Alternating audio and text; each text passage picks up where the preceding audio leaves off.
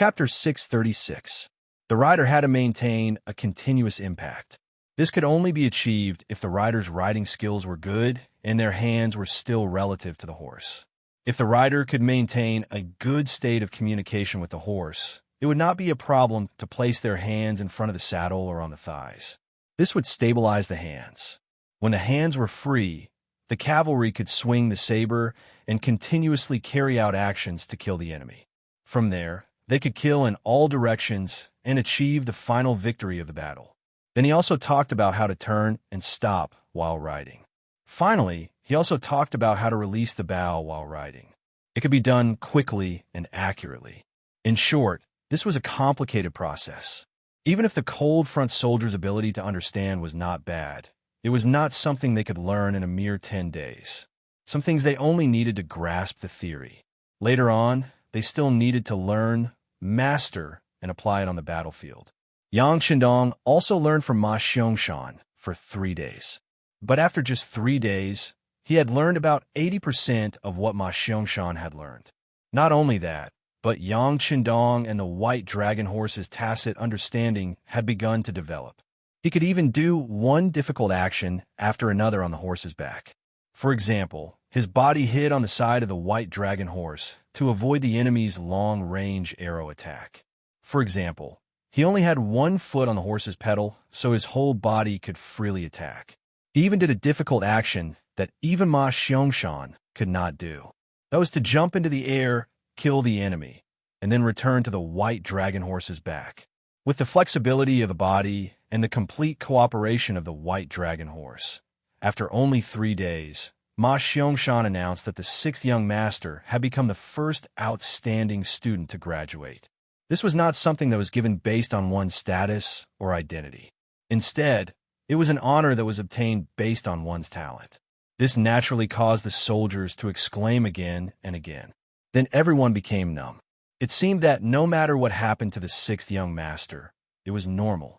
3 days later, Yang Qindong graduated and returned to the temporary command tent. He called Windchaser and asked about the progress of the matter.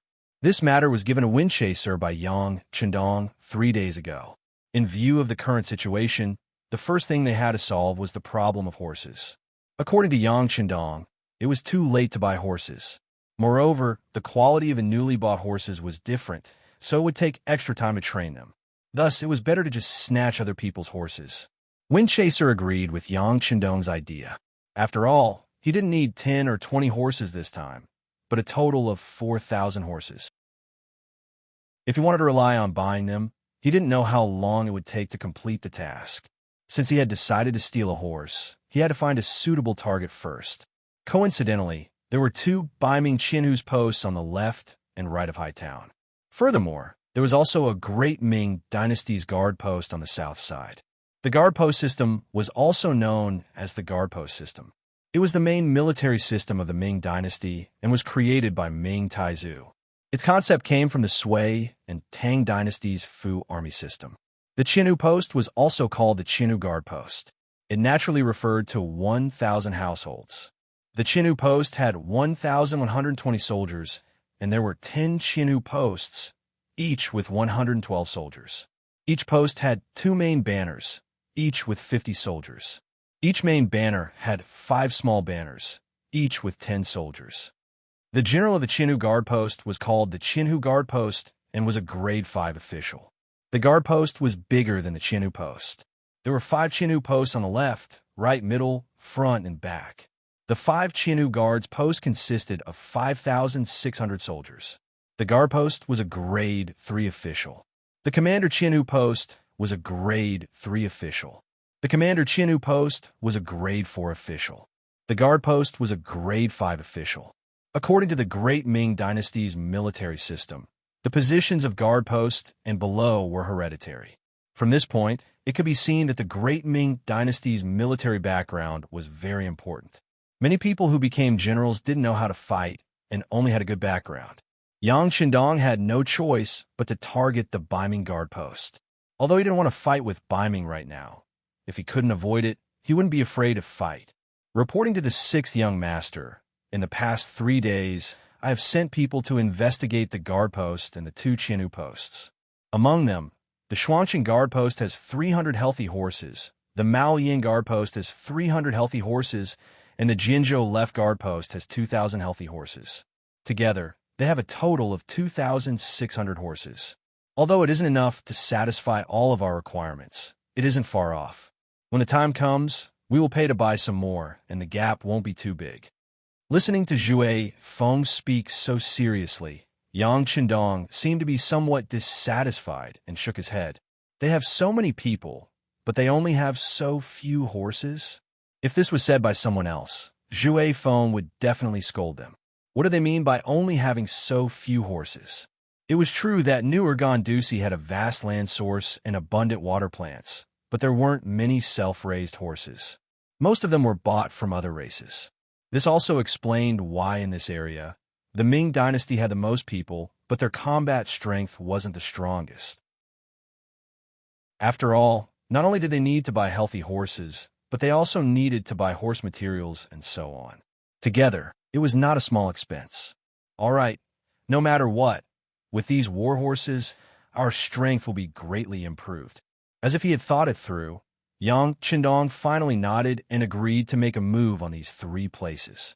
From his words, it seemed like those horses had already become his. In fact, it wasn't difficult to do this. With the most advanced firearms and catching them off guard, there was no reason to lose.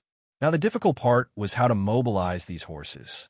Of course, Yang Qindong could take the initiative to attack the city. But if he did that, it would attract the attention of the Beiming imperial court.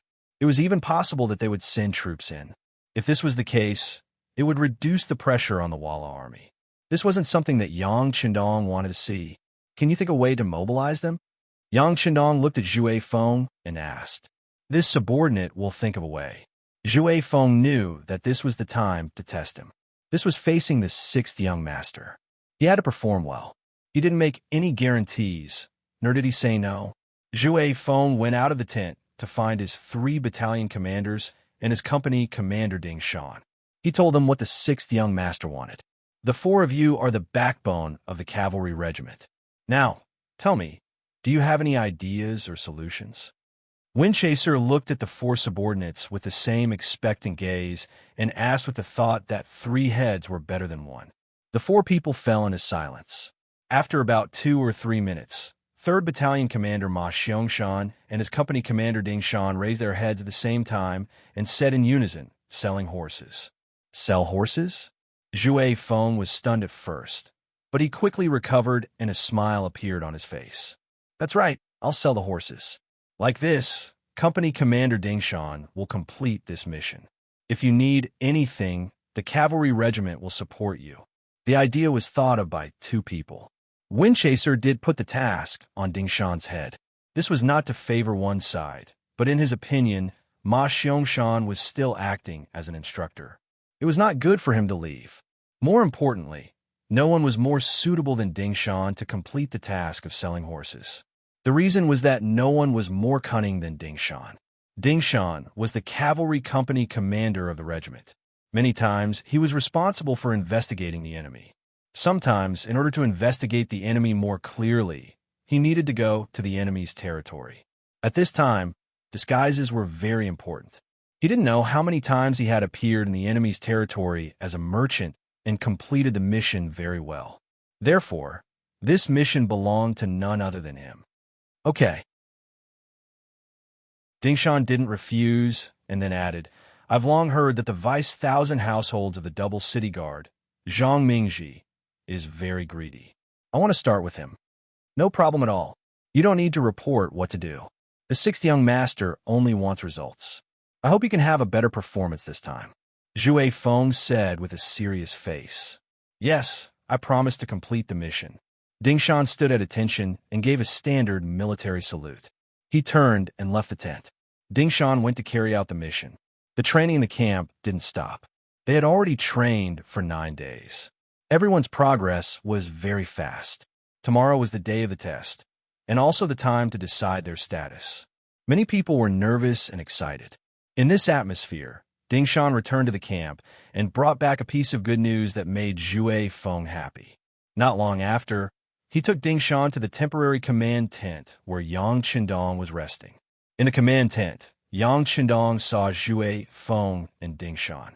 He seriously listened to the reports of the two and had a preliminary understanding of the battle plan. Ding Shan was a young man who wasn't very tall and always had a smile on his face. Perhaps it was because of the slight evil in his smile that he was able to disguise himself as a merchant so smoothly and vividly. According to Ding Shan, after he took the mission, he went to the double city guard and then spent some silver to easily meet the vice thousand households here, Zhang Mingji. Zhang Mingji had relied on his ancestors to obtain the position of vice head of the 1,000 prefectures. Just like his name, he was very wise and knew what was best for him. The reason he found Zhang Mingji was because he was a smart person. Ding Shan liked to deal with smart people. This could save him a lot of time and energy. Zhang Mingji saw Ding Shan in a tea house in the city. His hands were behind his back and his face was hidden. Ding Shan didn't know how many of these great Ming generals he had seen. They always had a high and mighty appearance, as though they looked down on the people of the world. However, they didn't have much in their stomach. General Zhang. Although he looked down on him, Ding Shan's attitude was very low on the surface. Weren't merchants like this? They only had benefits in their eyes. In order to achieve their goals, they were even willing to act like a grandson. Chapter 637. N. He snorted with his nostrils facing the sky as a greeting. After he was completely seated, he caressed the teacup and spoke with an indifferent expression. Your surname Ding? I heard from Xiao Wuzi that you want to see me, and you want to do business with me? The so-called Xiao Wuzi was the middleman Ding Shan had found. He was a broker in the city and was equivalent to the current middleman and introducer. Don't underestimate these brokers. Although their status wasn't very high, they had a wide range of connections. They knew many people from all walks of life. Many things that were impossible in the eyes of others could often be turned upside down once they made contact with one of them. Yes, this one's surname is Ding. I'm the 5th brother I found. Ding Shan's face was full of flattery. It was very in line with the face of a businessman who smiled when he saw people. That's enough. Your surname isn't important. After this matter, I will forget about it. Just tell me what business you want to do with me this time. Let me tell you, this general is very busy. If it's a small business, then don't waste each other's time here. He acted as if he was very busy with work and had a lot of things to do. He didn't even look Ding Shan in the eye. Ding Shan didn't care about Zhang Mingji's disdain at all. He also didn't plan on forming any friendship with this person. Everyone met for their own purposes. Yes, since General Zhang says so, then this one will make a long story short. I have a batch of war horses on hand, and I'm anxious to sell them. I don't know if General Zhang has any thoughts. As if out of instinct, Zhang Mingji waited for the other to finish speaking before he hurriedly lowered the price. I thought it was some big business. So it's war horses. Let me tell you. Wait, what did you just say? War horses? When he suddenly understood that Ding Shan's business was war horses, his expression changed greatly. He no longer had the careless appearance from before. Yes, war horses. This time, it was Ding Shan's turn to become serious. Zhang Mingji carefully sized up Ding Shan. He didn't seem to believe the other's words. He asked again as if to confirm. What's your surname? Oh, you're Boss Ding, right? Are you sure you want to trade war horses with me? Not ordinary horses? It wasn't strange that Zhang Mingji would ask this. The law of the Great Ming Dynasty stipulated that war horses were not allowed to be bought and sold privately. However, it was different for ordinary horses. As long as the quantity was not too large, private transactions were not prohibited. Of course, the price of war horses was several times higher than that of ordinary horses. I'm 100% sure that they are war horses. Oh, that's right.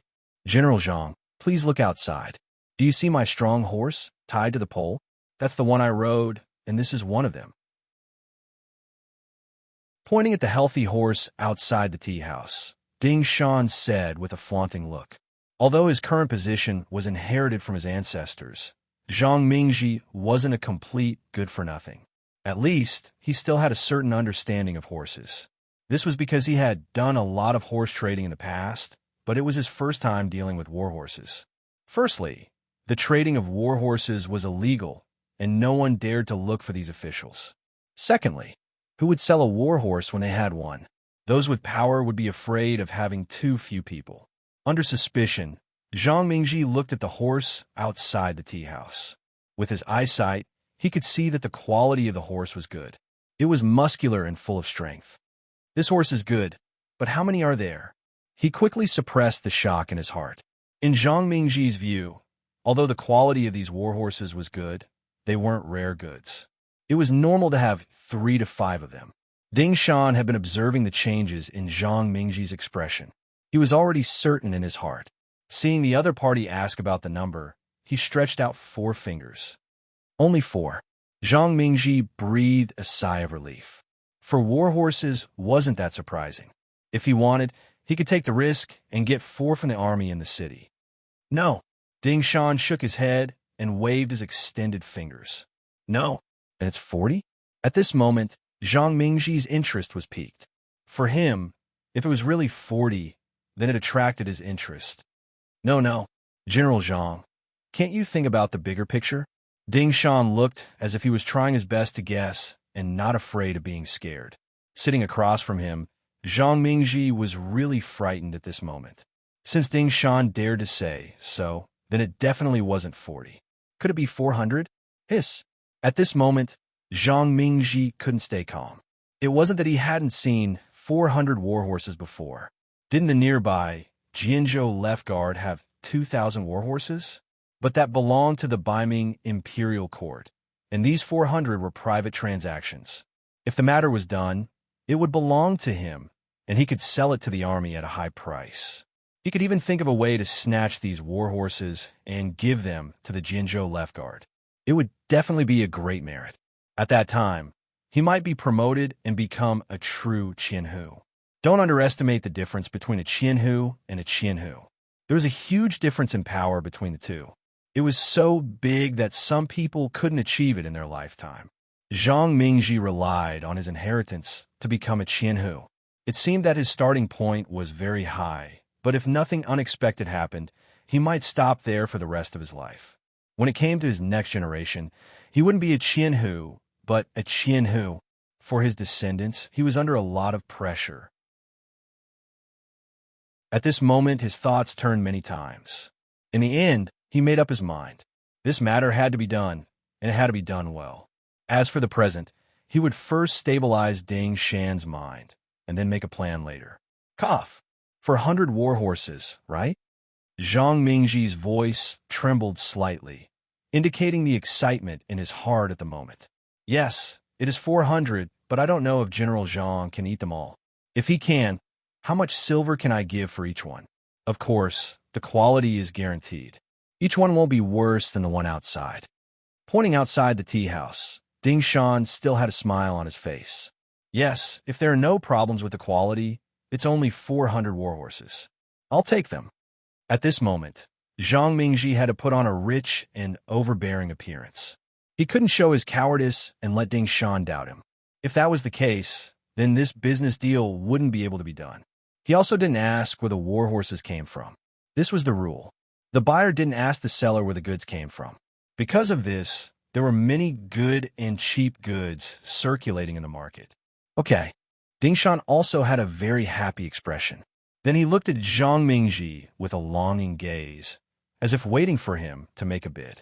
Zhang Mingji only thought for a moment before nodding. Okay, if there are no problems with the quality, I could give you 200 silver for each warhorse.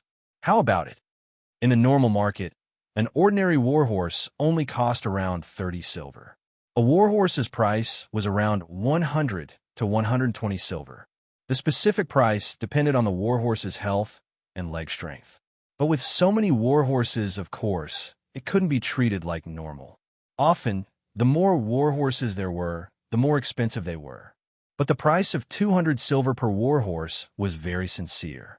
It was even higher than the market price and the black market price. 200 silver per warhorse. 400 warhorses would be 80,000 silver. This was definitely not a small number, and it was definitely not something a small Vice-thousand households could decide. But Zhang Mingji didn't think too much before making a decision. This could only prove one thing, which was that he was determined to get it. But Ding Shan didn't seem to see this. He just kept smiling and nodding, looking very much like a greedy merchant. The price was settled. Next was the location of the transaction. 3 days later, at Horn Mountain Kernel, the two sides agreed to trade there, one hand for the goods. Only then did Ding Shan leave. Zhang Mingji looked at the departing figure and fell into deep thought. Since such a big piece of fat meat was in front of him, he had to eat it. The problem now was how to eat it. For 100 war horses, not to mention him, even with the current strength of the Twin City Guards, it would be difficult to eat. It seemed that he had to inform the Jinzhou left guard. This was also the reason why he insisted on the transaction 3 days later. On the surface, he said to Ding Shan that he wanted to gather silver. After all, 80,000 silver was not a small amount. But in reality, he wanted to give enough time to inform the left guard. Although the war horses could communicate with each other, it would take 2 days to go and return. In addition, they needed to make preparations. 3 days was just right. As a company commander directly under the regiment, Ding Shan's brain was definitely enough. He had seen through Zhang Mingji's bad intentions, but he wasn't afraid.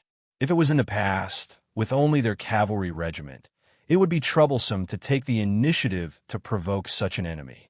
But now, with the 6th Young Master and the 3rd Regiment of the Cold Front and 6 auxiliary battalions, what was there to fear? In the temporary command tent, Ding Shan gave a detailed account of his meeting with Zhang Mingji. In the end, he also mentioned his suspicions. Then he tightly shut his mouth. In this tent, no one, from the 6th Young Master to the 3 regimental commanders and the battalion commanders, had the right to speak as a company commander. Very good. This time, Company Commander Ding has done a meritorious service. Yang Qindong waited for Ding Shan to finish explaining the situation, then praised him generously. Then, his gaze began to search the sand table. Soon, he found the place called Horn Mountain Kernel. The new Ergon City was now outside the pass, in the area of the 3 northeastern provinces. Before it was heavily developed, there were only plains and high mountains here. The tall mountains were connected one after another, giving people a very grand and spectacular feeling. The plains stretched as far as the eye could see, and one could not see the end of it, but one could also see very far away. But there were some special environments in this kind of terrain. For example, Horn Mountain Call was the connecting point between the high mountains and the plains. It belonged to the area below the mountains. Chapter 638. With the mountain behind them, they could block the cold winds of the northeast winter. This kind of place was suitable for the local people to live in. Slowly, it formed a village of 100 families. The surrounding fields had also been properly developed, and this kind of place had a special characteristic. It was very suitable for an ambush. On one side of Horn Mountain Call was a tall mountain and dense forest. Imagine, if there was an ambush there, what kind of effect would it have? If they charged down from above, they would gain the upper hand. There was also a village at the foot of the mountain. They only needed to block the entrance to the kernel. Then wouldn't the people who came here be caught? Since Zhang Mingji had chosen this place for the transaction, he must have a plan. Perhaps he had already arranged spies in this Horn Mountain Call village. In other words, the other side had the upper hand. If Ding Shan dared to play any tricks, he would not be able to escape his eyes. How many enemies does the Twin City Guard have? How many troops will they send? After some consideration, Yang Qindong asked Winchaser, the leader of the cavalry regiment, who was standing at the side. Zhue Feng thought carefully and quickly gave a general answer. Replying to 6th Young Master, the Twin City Guard only has a single 1,000 households stationed there. There are only 1,000 or so people stationed there. Since they want to swallow this war horse, they can't let anyone know about it. They won't send too many people either. I estimate that other than the original 300 cavalrymen, they will at most send another 200 infantrymen, half of the total force. This was not Zhue Feng's guess, but the result of countless experiences. Often, there would be other races causing trouble in this area. The nearby Biming cities would often send half of their troops. After all, There were large amounts of people and things that belonged to them in the city. They could not just throw away the watermelon and pick up the sesame. They were also afraid of being lured away by the enemy and not even having a home to call home. Half of their forces? Hee, easy. Yang Qindong naturally showed a confident smile after hearing this. A plan was slowly taking shape in his mind. About a quarter of an hour later, he looked at the sand table again and began to arrange the combat tasks. Battalion Commander Gao Danhua, you, Company Commander Ding Shan, and Company Commander Su Yunsheng will be in charge of dealing with the Biming army in Horn Hill. Colonel, remember, killing the enemy is a must, and taking their war horses is your main goal. Of course, you cannot let a single person go and leak the news. Battalion Commander Deng Yu, Battalion Commander Ma Xiangshan, your 2 cavalry battalions will be in charge of dealing with the enemies of the Mao Lian guards who may come to help. If there are no accidents, they will definitely send 300 cavalrymen, so you must keep their war horses. The rest of the people will be with this young master to ambush the main force of the Jinzhou left guard in the Stone Mountain area. Everyone should familiarize yourself with your mission and the terrain as soon as possible. If there is anything you don't understand, you can ask this young master at any time. With the advantage of superior forces, excellent equipment, and the surprise of the attack, Yang Qindong was 100% sure that he could deal a heavy blow to the Biming cavalry. The key question now was how many war horses they could keep. With his orders, the regiments, battalions, and companies quickly began to mobilize and divide the work before the battle. Only one day later, except for a company of auxiliary soldiers left to guard the supplies, the rest of the soldiers all moved out and went to their own targets. At the same time, a war horse in charge of communication also entered the Jinzhou Left Guard's office. The commander of the Jinzhou Left Guard was called Chundula. He was a brave general and the only high-ranking general in the Jinzhou Left Guard's office that did not rely on inheritance. He had the official position of Biming third-grade general. After Zhang Mingji and Ding Shan separated, they went to the barracks to find Qinhu Hiying. After a discussion, they both felt that with their own strength, it was impossible for them to take down 400 war horses. They decided to report it to their superiors and asked the Jinzhou Left Guard and the neighboring city's Mao Lian Guard to send troops to help. As a reward, the Shuangqing Guard would get 150 war horses, the Mao Lian Guard would get 50, and the Jinzhou Left Guard would get 200. There was no other way. The Jinzhou Left Guard was a Jinzhou Left Guard, and its strength was too great. If they were asked to help, they had to give enough benefits, even though they were family. But brothers still had to settle accounts clearly, right? As for the Mao Lian Guard, they only needed to send troops to help, and they would get 50 war horses for free. No matter how one looked at it, it was a profit. In the Jinzhou Left Guard, Commander Chundula, who received the news, called over his fellow commanders Liang Xian, secondary grade 3, and Commander Tang Long Tian, primary grade 4, to discuss how to cooperate with the Shuangqing Guard to take down these 400 war horses. This is a piece of fat meat, hee. Tang Long Tian, who received the news, rubbed his calloused hands and laughed. This Shuangqing Guard is quite tactful, giving us half of the benefits. Since that's the case, I'll take action once. Later, I'll take 2,000 cavalry with me. Then everything will be easy. Commander Liang Xian spoke with an insufferably arrogant expression on his face. Liang Xian had inherited the position of Commander Liang Xian through the virtue of his ancestors. In reality, the Liang family was considered a wealthy and powerful family in Biming, so ordinary people naturally wouldn't enter his eyes. This gave him a natural arrogance. Even in the entire Jinzhou Left Guard, there was no one else who could enter his eyes other than Commander Chundula. Under his arrogance and the powerful Liang family background, no one could stop him from doing whatever he wanted.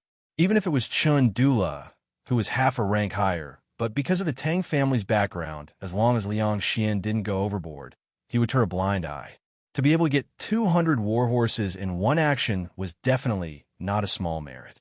Needless to say, Liang Xian wanted this merit and wanted to take action. What else could Chundula say? He also didn't think that there was any power nearby that could stop his 2,000 cavalry.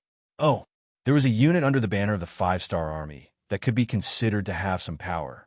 They had more than 1,000 people, but the two sides had never directly dealt with each other. The other side also seemed to be very friendly towards Biming, so there was no need to consider their threat. Besides, how could 1,000 cavalry be a match for his 2,000 elite cavalry? Since there was no danger, he would just let Liang Xian do what he wanted. Since Chun Do-la didn't care anymore, Liang Xian naturally became the one who made the decision. He called over Hu Ji, a minor 5th rank official, and had him gather 2,000 cavalrymen. The next morning, they would follow him to carry out the military mission. The matter was settled like this. From the beginning to the end, no one asked about the origin of the 400 warhorses. It had to be said that they were indeed very careless. Perhaps it was because the Biming army had been ruling here for many years, and they were used to the feeling of having everything under control. The cavalry of the Jinzhou left guard decided to set off on the morning of the 3rd day because the time of the transaction was set at noon. As long as they were fast enough, they would naturally be able to make it. However, Yang Qindong set the time of departure on the morning of the day before, which gave them an extra day to prepare. Based on this point, the Biming army had no reason to be undefeated. Many people said that opportunities were prepared for those who were prepared. Not only were you weak, but you also didn't have enough preparation and time to prepare. How could you say that you were undefeated? Horn Mountain Call, on the morning of the 3rd day, suddenly became lively. The small area, which originally only had 100 households, suddenly had 300 Biming cavalry, and the atmosphere became somewhat tense. The 300 cavalry were personally led by Vice Qianhu Zhangmingji. He had no intention of hiding it. After all, the transaction this time was 400 warhorses. If it didn't bring enough people, how could they bring these warhorses back? He believed that even Ding Shan wouldn't be able to say anything after seeing this formation. Of course, on the surface, there were only 300 cavalry, but in the dark, on the back mountain of Horn Mountain Call, there were 200 infantry lying in ambush. If it weren't for the safety of the twin city guards, perhaps even Qianhu Hiying would personally make a trip. 300 cavalrymen and 200 infantrymen in the dark. This made Zhang Mingji very confident. In addition, the 300 cavalrymen of the Mao Lian Guard and 2,000 cavalrymen of the Jian Province Left Guard would appear one after another after receiving the news. This made him very confident. He believed that everything was under his control. Now he only had to wait for the seller Ding Shan to appear. The agreed time was noon. When smoke began to slowly rise from the chimneys of the families in the small village of Horn Mountain Call, a large group of horses arrived at the village gate. The group was made up of 400 warhorses, and each warhorse had a rider. Not only that, but there were also more than 100 people following from the left and right. It seemed like the group was quite large. "They're here."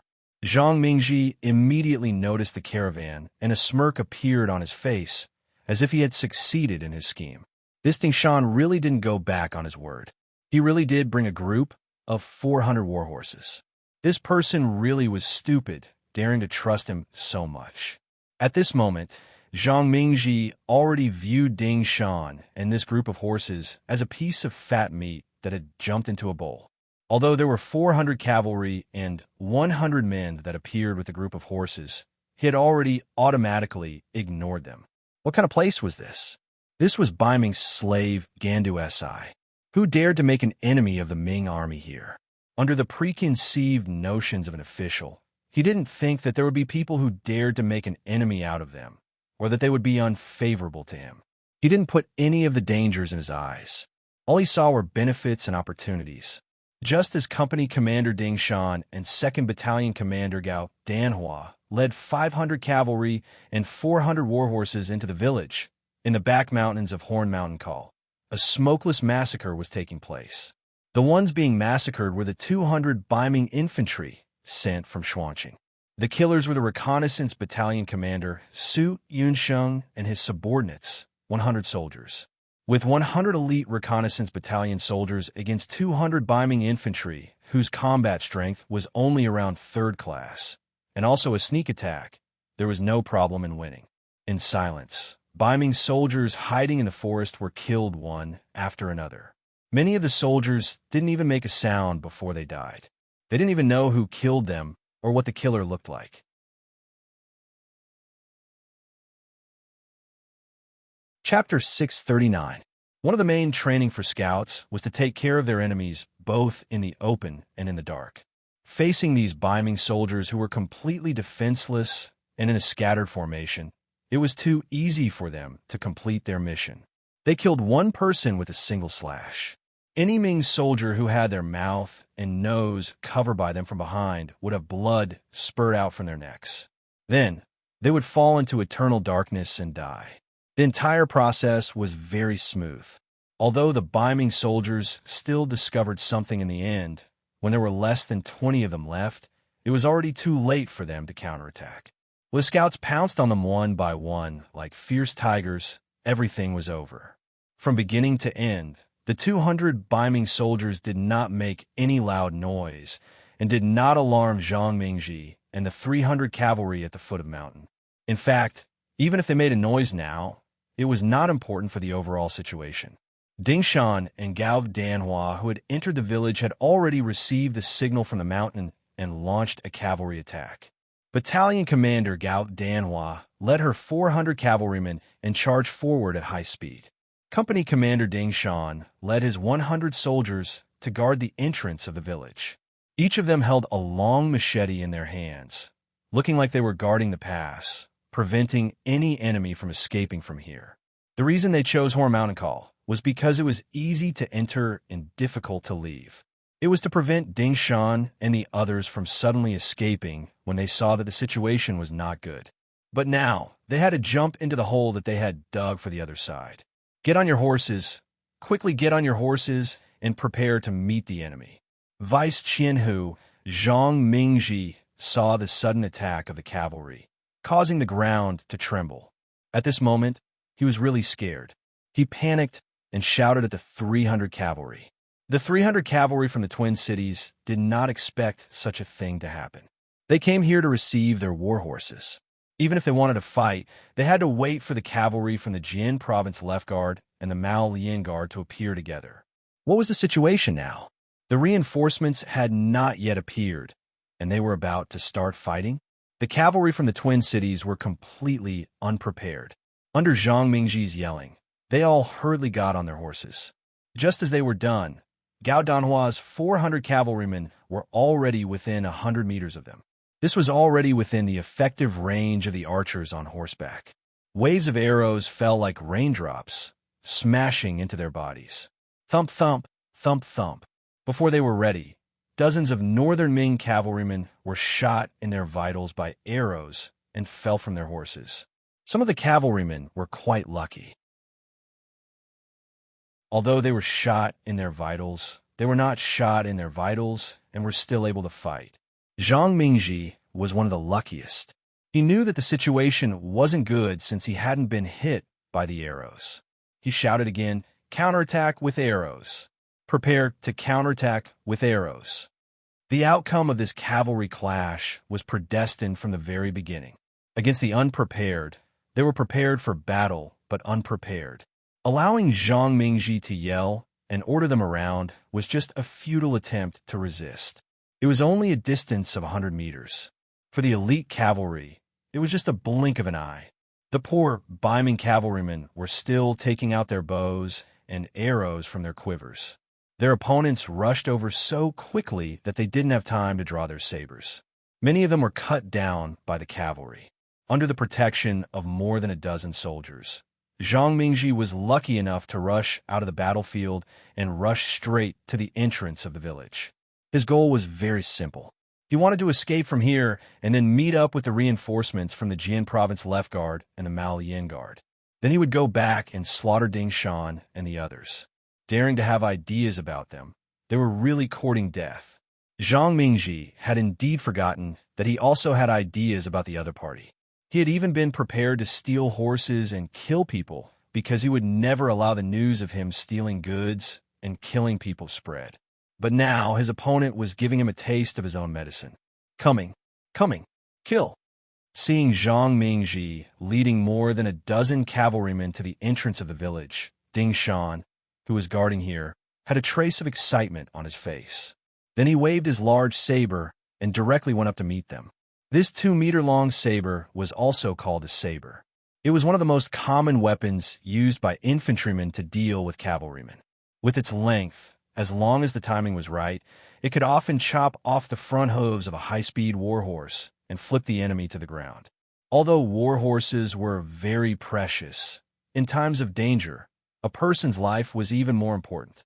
It was only a dozen warhorses, so it was fine to chop them up. They couldn't let them escape. The sixth young master had given a strict order that none of the enemies who had seen them were allowed to escape. Swish! Swish! As the warhorses fell to the ground one by one, the beaming cavalrymen also fell from their horses. Before they could do anything like turn over, a saber that flashed with a cold light had already landed on their bodies, chopping their bodies into pieces. They couldn't be more dead. Zhang Mingji's luck finally ran out. With his warhorse's front hooves cut off, he also fell from his horse. Then, what greeted him was 3 sharp sabers falling down. He didn't even have the time to ask who his opponent was. Why did they have the guts to go against the beaming army? His head was separated from his body. At this moment, he couldn't be more dead. 300 cavalrymen, they were either shot to death by arrows, fell in the path of the cavalrymen's charge, or died in the path of escape. In the end, not a single one was left. Gao Danhua and Ding Shan also didn't have any intention of keeping anyone alive. Whenever they discovered that a Ming soldier was not completely dead, they would go up and stab him. Their movements were fast and precise. It was obvious that this was not the first time they had done this. Fortunately, Zhang Mingji had already given the order that all the civilians in Horn Hill Call could only stay in their homes. No one was allowed to go out. Otherwise, they would be killed without mercy. Originally, he didn't want people to see him kill people and steal horses. Now it helped Ding Shan, Gao Danhua, and the others. They didn't need to raise their sabers and do anything to the innocent civilians. Quickly clean up the battlefield and leave this place. Gao Danhua gave the order. Ding Shan and the cavalrymen began to carry it out. After less than an hour, Horn Hill Call had once again returned to its original tranquility. Only the smell of blood still filled the air and didn't dissipate for a long time. Outside Horn Hill Call, it was not peaceful at this time. The 300 Mao Lian Guard cavalrymen that had come from Mao Lian City were facing the combined attack of the 1st Battalion of the Cavalry Division, Dengyu, and the 3rd Battalion, Ma Xiangshan. The Mao Lian Guard cavalrymen also suddenly met the enemy without any preparation. First, there was a wave of archers attacking from afar. Then, there was a close-range charge. 800 against 300. Adding on that the cavalry division sabers were so sharp, there were occasionally some beaming cavalrymen who wanted to put up a fight. But after a few swings on the horses, they sadly found that the sabers in their hands had broken from the middle due to the quality of the sabers. Facing the Mao Lian Guard cavalrymen with broken sabers, no matter if it was Dengyu or Ma Xiangshan, no one would be polite.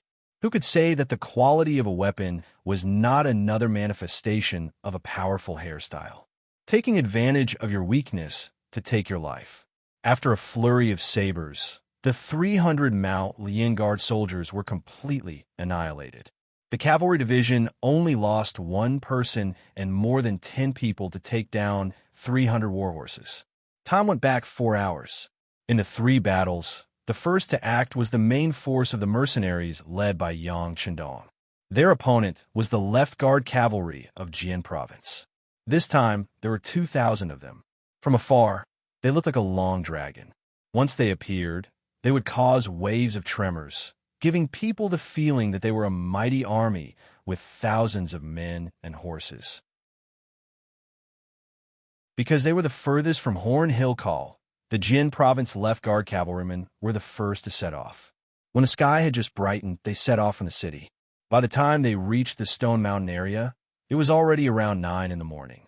In comparison, Yang Chendong's troops came even earlier. They had already arrived yesterday and chose the best battlefield. Relying on the fact that the Stone Mountain area was mostly stone, they chose a path between 2 mountains as the ambush location. Although it was called a mountain, it was not as tall as a real mountain. It was only about 20 meters high and was completely bare, showing the nature of Stone Mountain. However, the height of 20 meters was enough to make Yang Qindong very satisfied. First, he arranged for the soldiers to place piles of stones at the exit between the two mountains to block it. This was to ensure that the enemy could only be a turtle in a jar after entering here. Then, he began to arrange the specific location and tasks for the ambush for each battalion. The political commissar of the 2nd Regiment and the commander of the 2nd Battalion, Chun Bo, was responsible for the attack on the left side of the mountain. The commander of the 3rd Battalion, Chun Yang, was responsible for the attack on the right side of the mountain. The regimental commander and the commander of the 1st Battalion, Wu Sheng, was responsible for blocking the enemy's retreat. At the same time, each battalion brought 2 auxiliary battalions to ensure that the task could be completed smoothly. In this battle, besides Yang Qindong himself riding the white dragon horse, there was no other horse accompanying him. However, when facing an enemy of 2,000 cavalrymen, he was still full of confidence. This was an ambush. His troops were nearly twice the number of the enemy, and they were equipped with advanced flintlocks. There was no possibility of failure. Now, he just had to wait for the enemy to appear on time. Liang Xian, the commander of the Jian Province Left Guard, also had the same idea as Yang Qindong. Personally leading 2,000 cavalrymen, this force was equivalent to walking sideways in the vicinity. It was fortunate that they did not cause trouble for others. Who would dare to have any ideas about him? Moreover, with the combat power and speed of 2,000 cavalrymen, even if they encountered the enemy, they could completely rampage. There was no need to consider or worry about anything.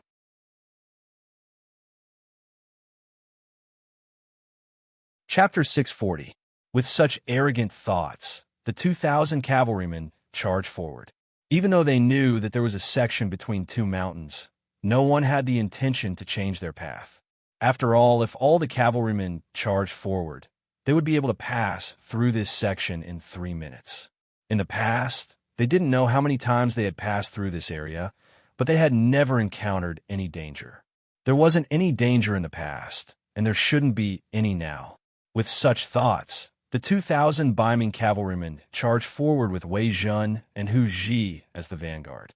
In less than 2 minutes, the 2,000 cavalrymen had entered the ambush area. At this moment, General Hu Ji, who was charging at the front, had already seen the mountain rocks that were 4 meters tall blocking the road. Whoa! Hu Ji, who had stopped his horse, instinctively raised his head and looked around. Logically speaking, since there were rocks blocking the road, there must be an ambush nearby. However, no matter how he looked around, he couldn't see a single enemy. He also didn't expect the enemy to suddenly appear and wave their flags and battle cries. "General, what should we do?" Seeing that their path was blocked, the vanguard cavalry had no choice but to rein in their horses and put all their attention on Hu Ji. "The situation isn't right, retreat." Hu Ji decisively gave the order to retreat. Although he could order the army to dismount and move the rocks in front of him away, he still felt uneasy. After all, the rocks were only 4 meters tall, and they should be able to remove the obstacles in front of them quickly. The soldiers naturally followed the general's lead. Since Hu Ji gave the order, the cavalrymen below nodded and prepared to retreat. At this moment, they realized that the cavalrymen behind them had caught up. Everyone was blocked in between the 2 mountains. "Don't move forward.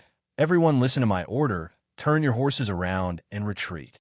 Seeing that more and more people were coming, the bad feeling in Hu Ji's heart grew stronger. He was anxious to get out of here. At the same time, he looked around from time to time. Although there wasn't a single enemy in sight, he felt that there were countless pairs of eyes watching him. On the left side of the mountain, Yang Qindong was watching everything that was happening at the foot of the mountain with Squad 1 and 2. With a leaf in his mouth, Yang Qindong put down the nightmare domain in his hand and sighed. "The enemy's vanguard general is quite smart. Too bad I can't have it all." After sighing, Yang Qindong shook his head and threw the thought to the back of his mind. In the entire Great Ming Dynasty, there were naturally many capable people. Moreover, there were also countless people who were good at fighting.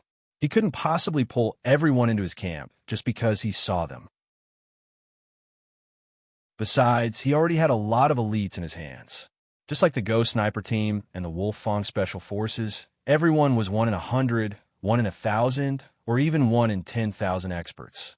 Baizhua, I have a mission for you. Kill the enemy's vanguard general for me. Yang Qindong looked to the right. A member of the Phantom Sniper Squad was lying on the ground. Captain Baizhua was also among them. He was holding a high-efficiency sniper rifle and preparing to shoot. Although there weren't many people in the northern part of the Great Ming Dynasty, they were all elites. For example, the Phantom Sniper Squad and the Wolfang Squad were brought along. As a member of the Special Forces in his previous life, he knew that real sharpshooters were made from bullets, and real elites were made from thousands of dangers. If you wanted an elite army, you shouldn't be afraid of losses. Only the mediocre would fade into the background, and the real elites would stand out. This time, he brought these two teams here to continue polishing them and training them. Often, actual combat was the best training ground. Don't worry, sixth young master. Baizhua knew that this was an opportunity for him to show off, so he immediately agreed. Then, he began to adjust the muzzle and the sight.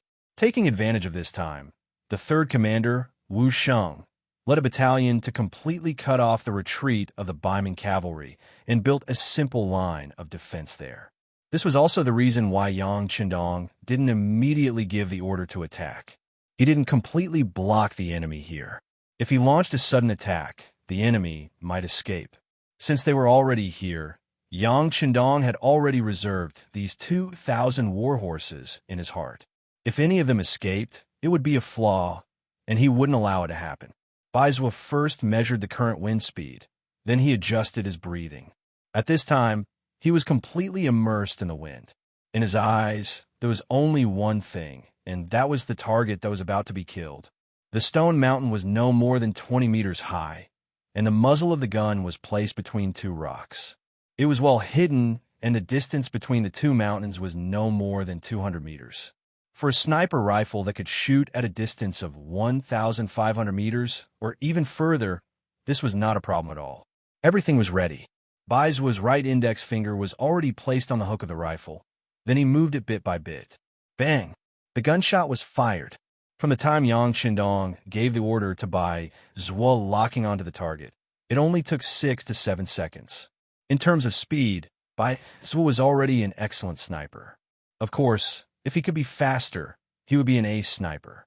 The gunshot sounded, followed by the sound of a head exploding in the middle of the two mountains. Hu Ji was dead. Without any warning, without seeing who the enemy was, without even knowing where the bullet came from, he died in a daze. Perhaps at the moment of his death, he was certain that there was indeed danger here. Baizua's shot was like a signal flare. The mercenaries who had been lying in ambush on both sides also locked onto the target and began to fire continuously. After Hu Ji's death, one by one, the Baiming cavalrymen fell off their horses and died on the ground. Enemy attack! Enemy! A centurion was still shouting loudly, but he quickly stopped halfway. There was no other reason other than that the bullet had already entered his body. He was already a dead man. How could a dead man speak? One by one, the Northern Ming cavalry were hit by the bullets. They didn't even see what the enemy looked like before they fell off their horses or died on their horses. And this kind of scene seemed to be contagious. It started from the vanguard and spread all the way to the middle and rear of the army. Liang Xian, who was in the middle of the army, heard the loud gunshots. His face turned from red to white. Even if he was a fool, he would know that he had fallen into an ambush at this moment. But why were the gunshots so dense? Where did they come from? When did such a powerful enemy and opponent appear in this area? Some thoughts flashed through his mind. At this time, Liang Xian was thinking more about how to escape this place. He originally thought that this time, he would be able to obtain a great merit by just walking around. Who knew that his life would be in danger? Retreat, retreat, retreat. Seeing the soldiers in front and beside him being targeted and shot without any resistance, Liang Xian's heart was in a mess. Liang Xian's courage was about to break at this moment. He shouted loudly, and under the protection of several bodyguards, he turned around and reined in his horse, preparing to flee. But no matter how fast he was, how could he be faster than a bullet? Soon, his figure was locked on by the ghost shadow snipers mixed in with the mercenaries. Perhaps no one could recognize his identity, but under the tight protection of several bodyguards, even if one used their toes to think, they would know that this person's identity was not ordinary. Since Liang Xian was a person of status, he would definitely be the target of special attention. At least 3 or more ghost shadow snipers targeted Liang Xian. It was a pity for this secondary grade 3 commander. He originally thought that he could rely on the Liang family's background to make a name for himself in the newer Gan capital. Once he had the chance, he would return to Baiming to be a high official. But now, he was about to lose his life because of a mission that was not dangerous at all. At the same time, he was targeted by at least 3 qualified snipers. Even a god would not be able to save him now. Bang, bang, bang. Gunshots continued to be heard in the sky above the battlefield, but it was not as dense as before. Before the battle, the 6th young master had given a strict order. If one was not confident enough, they were not to shoot casually, and they were not to shoot any warhorses. This made some soldiers who were not confident in their marksmanship take the initiative to put down their guns. They could only watch and see how others were performing. Under another round of gunshots, the bodyguards protecting Liang Xian fell from their horses one by one, revealing the general's figure. Bang, bang. 2 sniper shots rang out at the same time, hitting Liang Xian's head and heart respectively. This arrogant commander who couldn't be underestimated widened his eyes and fell off the horse with an unwilling expression. Even in death, he did not know who killed him. He had the same unwillingly thought as Vice Qianhu Zhangmingji. The vanguard, middle, and rear troops all fell from their horses and died under the waves of gunshots. Only a small portion of the rear troops reacted quickly and turned around to escape the 2 mountains. What awaited them was not a ray of hope, but a heavy defensive line set up by Wu Shang's main battalion and 2 auxiliary battalions. Hit them hard. Finally seeing the enemy appear in his line of sight, Wu Shang, who had been waiting for a long time, gave the order. Hundreds of gunshots sounded at the same time, and the bodies of the Baiming cavalry that appeared in front of them were filled with holes. Their bodies were like a hornet's nest, and then they fell off their horses one by one and died. All that was left was the constant neighing of the war horses, as if they were calling for their masters to get up and get up quickly.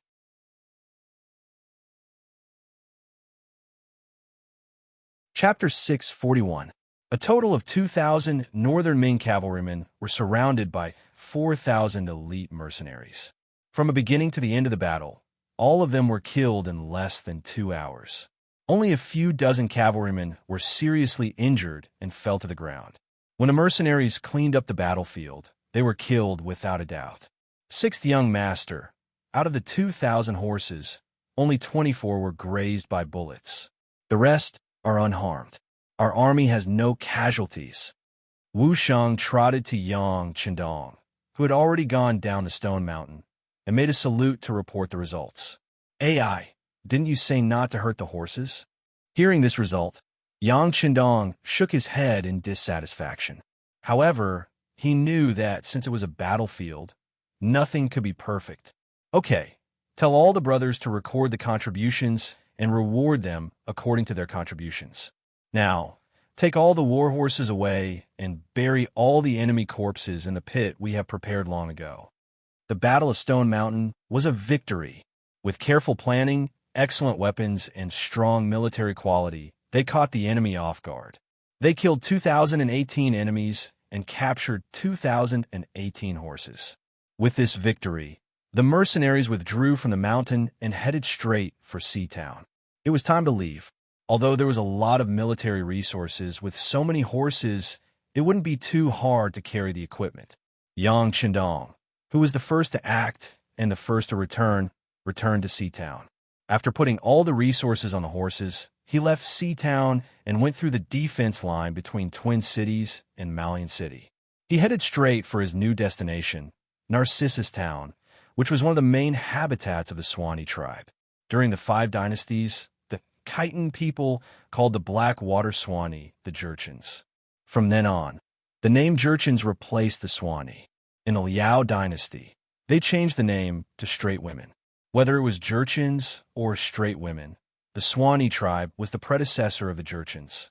Yang Qindong chose this location not only because he heard from Zhou Feng that there were a lot of warhorses here, but also because he remembered that the last feudal dynasty of the Great Ming Dynasty was destroyed by them. He came here in advance to deal a blow to them. The Windchaser Cavalry Regiment had long understood the 6th Young Master's battle plan. After taking down the warhorses of the Twin Cities Malian City, they also brought their troops here. When they met up with the main force, they found out that they had actually taken down a total of 2,018 warhorses. Although more than 20 of them had suffered some damage, they only needed to rest for a while to recover. This was 100 times more effective than the 550 warhorses they had obtained, and losing 50 of them. This result made the Windchaser cavalry soldiers stop looking down on them. They were all wondering what kind of methods this main force had to complete the mission so beautifully. Just like Windchaser's cavalry, they also had the ability to attack Bai Ming's 2,000 warhorses. They could even guarantee that they would be the final victor by relying on their more powerful methods. However, the effect was definitely not that good. Even the Windchaser cavalry regiment was beaten half to death. Looking at the main force of the mercenaries, there was not a single casualty. This result was really hard to understand. Yang Qindong did not have the intention to explain it to them because it would not take long for the facts to be placed in front of them. When the flintlock showed its power, all words would be pale and powerless. Taking advantage of the fact that the Bai Ming army had not reacted, Yang Qindong had already led the main force out of the Jinzhou left guard sphere of influence. He did not feel any psychological pressure or guilt for killing more than 2,000 Ming soldiers this time. Although the Ming army was also composed of Han people, this army could not be used by him for the time being. It might even become his enemy in the future. Of course, he would not be polite to the enemy. The Han people he wanted were not people who were willing to die for the Ming dynasty. Not to mention, Bai Ming Shinkuan had tried to assassinate him. If this was the case, he would not be polite when killing people. Yang Qindong did not hesitate to kill people. At this time, the Jianzhou Northern Guard, the Lianmao Guard, and the Shuangqing Guards had already become a pot of porridge. It was already night time, but there was no news at all. When the Twin Cities Guard's 1,000 household chief, He Ying sent people to Horn Mountain Call, from the mouths of the ignorant commoners, they only learned of the existence of a great battle. As for who killed who and who won in the end, they had absolutely no idea. They continued to search. The 3 cities sent the most outstanding coroner. It took them a full 3 days to find the huge pit with the bodies of 2,018 people buried in the Stone Mountain area. Only then did the commander of the Jinzhou Left Guard, Chen Dula, know that it was a force that destroyed all their cavalry. However, all information about this enemy seemed to have been cut off, and they could not find anything. Chen Dula had no choice but to report this to Song Quan, the commander of the newer cadre city.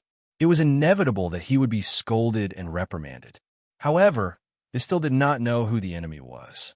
At this time, Yang Qindong had already brought the mercenary army to the west of Narcissus Town, 20 li away. Su Yinsheng and the scouts sent by Commander Dingshan had already gotten a general idea of the town situation. From the information the scouts sent back, Narcissus Town was a large town with a resident population of around 50,000 people. Most of them were Nuzan people, and there were also Mongols, Han people, Jalimi, Qi, Dor, and other races. This place was a hodgepodge, because the closest Ming army near Narcissus Town was 300 li away. This place was like an otherworldly paradise.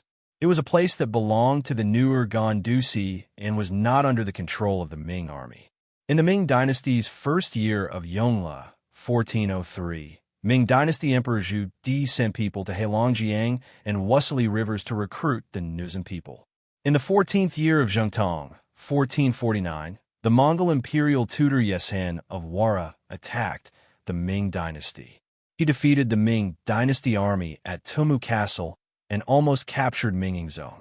Some Jianzhou and Haishi guards took the chance to attack Liaodong to cooperate with Yeshen's military operations. However, There were also quite a number of Nuzen guards who were attacked by Yi Shiwen. Many of the hereditary leaders of the Nuzen guards were robbed by Yi Shiwen and lost their hereditary credentials. Later on, they could only pay tribute in the name of the Imperial Secretariat. However, the rewards they received were much less than before. However, after the Ming dynasty split into north and south, the Nuzen people here started to get restless. Since then, the Ming dynasty's pressure on the Nuzen started to weaken, and they slowly lost control. Some leaders even dared to challenge the Ming dynasty and rob the Liaodong region. It was around this time that the Nuzen language was lost. The Nuzen people mainly used Mongol as their written language, and a small portion of them used Chinese. What was different from history was that the Jianzhou guards, Jianzhou left guards, and Jianzhou right guards formed a strong tribe under the Ming dynasty. The appearance of the Jianzhou three guards marked the formation of the Manchu people and the expansion of their power. However, due to the appearance of Yang Qindong, the Ming dynasty was split into north and south. Baiming gave more support to New Gan Dusi, so the Jianzhou three guards were still in the hands of Baiming.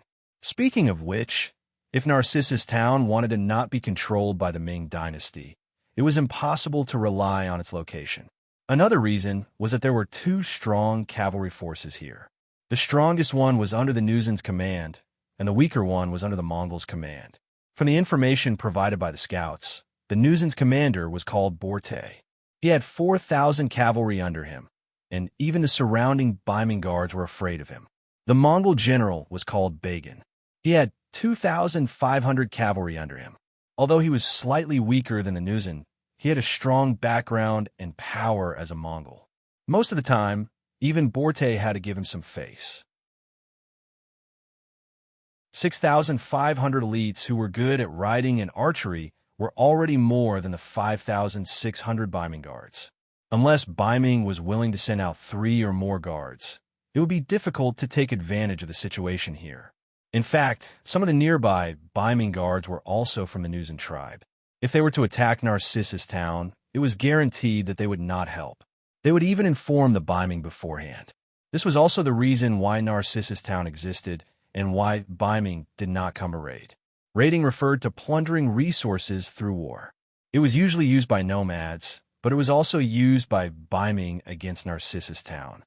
Narcissus Town continued to develop in its own way due to its unique geographical environment. Their main way of life was hunting, fishing, or raising various kinds of livestock for a living. Among them were horses. In fact, many of these horses were born from wild horses, which made them the best choice for war horses in the future. The reason why Yang Qindong came to Narcissus Town was because of the horses that they raised. If he could get his hands on them, there was a high chance that they could become war horses. This would greatly increase the mercenaries' ability to survive on the grasslands. 6,500 cavalry. Yang Qindong shook his head after reading the information that the scouts sent back. It was difficult for him to take down so many cavalry in one go. Even if he could, he would have to consider his own casualties. Whether it was the Nuzen or the Mongol, they were not his main opponents. It was not worth it and meaningless to waste his energy here. How about this? Let Commander Ding Shan go and see how many war horses he can buy from them.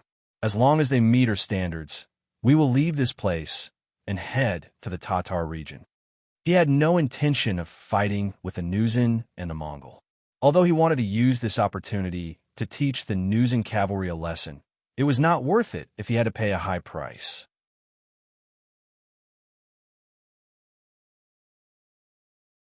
Chapter 642.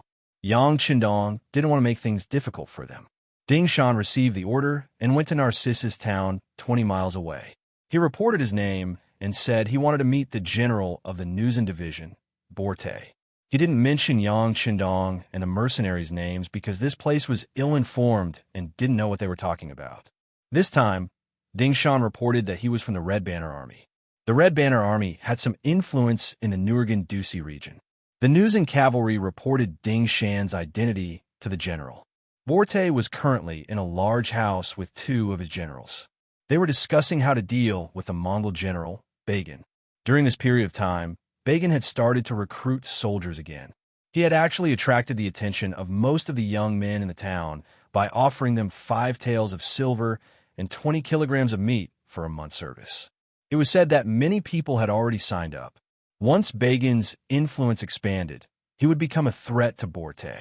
This was something he didn't want to see. Moreover, Bagan had already broken the rules. According to the agreement, no matter who it was, they could recruit, but the standard of treatment was the same. 2 taels of silver and 5 kilograms of meat a month. Under the same standard, the townspeople could join whichever side they wanted. That being said, the Nusan division had 4,000 cavalry, while the Mongols only had 2,500. With this comparison, the people who wanted to join the army naturally knew which side to choose. Choosing the strong over the weak, this was the mentality of most people. In this way, the so-called fairness did not exist. This made Borte stronger and stronger, and Bagan weaker and weaker. Left with no choice, Bagan could only break the rules. He was willing to pay more just to attract more people to join his cavalry. A burly man was sitting to the left of Borte. After hearing the general's words, he slammed the table and said with an irritable tone, "Bagan is breaking the rules. Since that's the case, I suggest we send troops to beat him up and let him know who has the final say in Narcissus town." "General Hulu, please calm down." Borte wasn't angry when he saw how impatient his subordinates were. Instead, he was secretly happy. He liked people like Hulu, who was straightforward and didn't hide anything. When he used such people, he felt more assured. General Hulu had already expressed his opinion. Borte's gaze fell on the man on his right. This man's name was Huili Bu, and his thoughts were clearly much deeper. Huili Bu didn't immediately express his decision. Instead, he pondered for a moment and said, "Of course we don't care about Bagan. We have 4,000 cavalrymen. As long as we attack, they won't be able to hold on for long. They will be defeated in the end. But don't forget, behind them is the powerful Mongol Empire. Although their territory is far from here, once the news spreads out, who can guarantee that they won't have any ideas about us?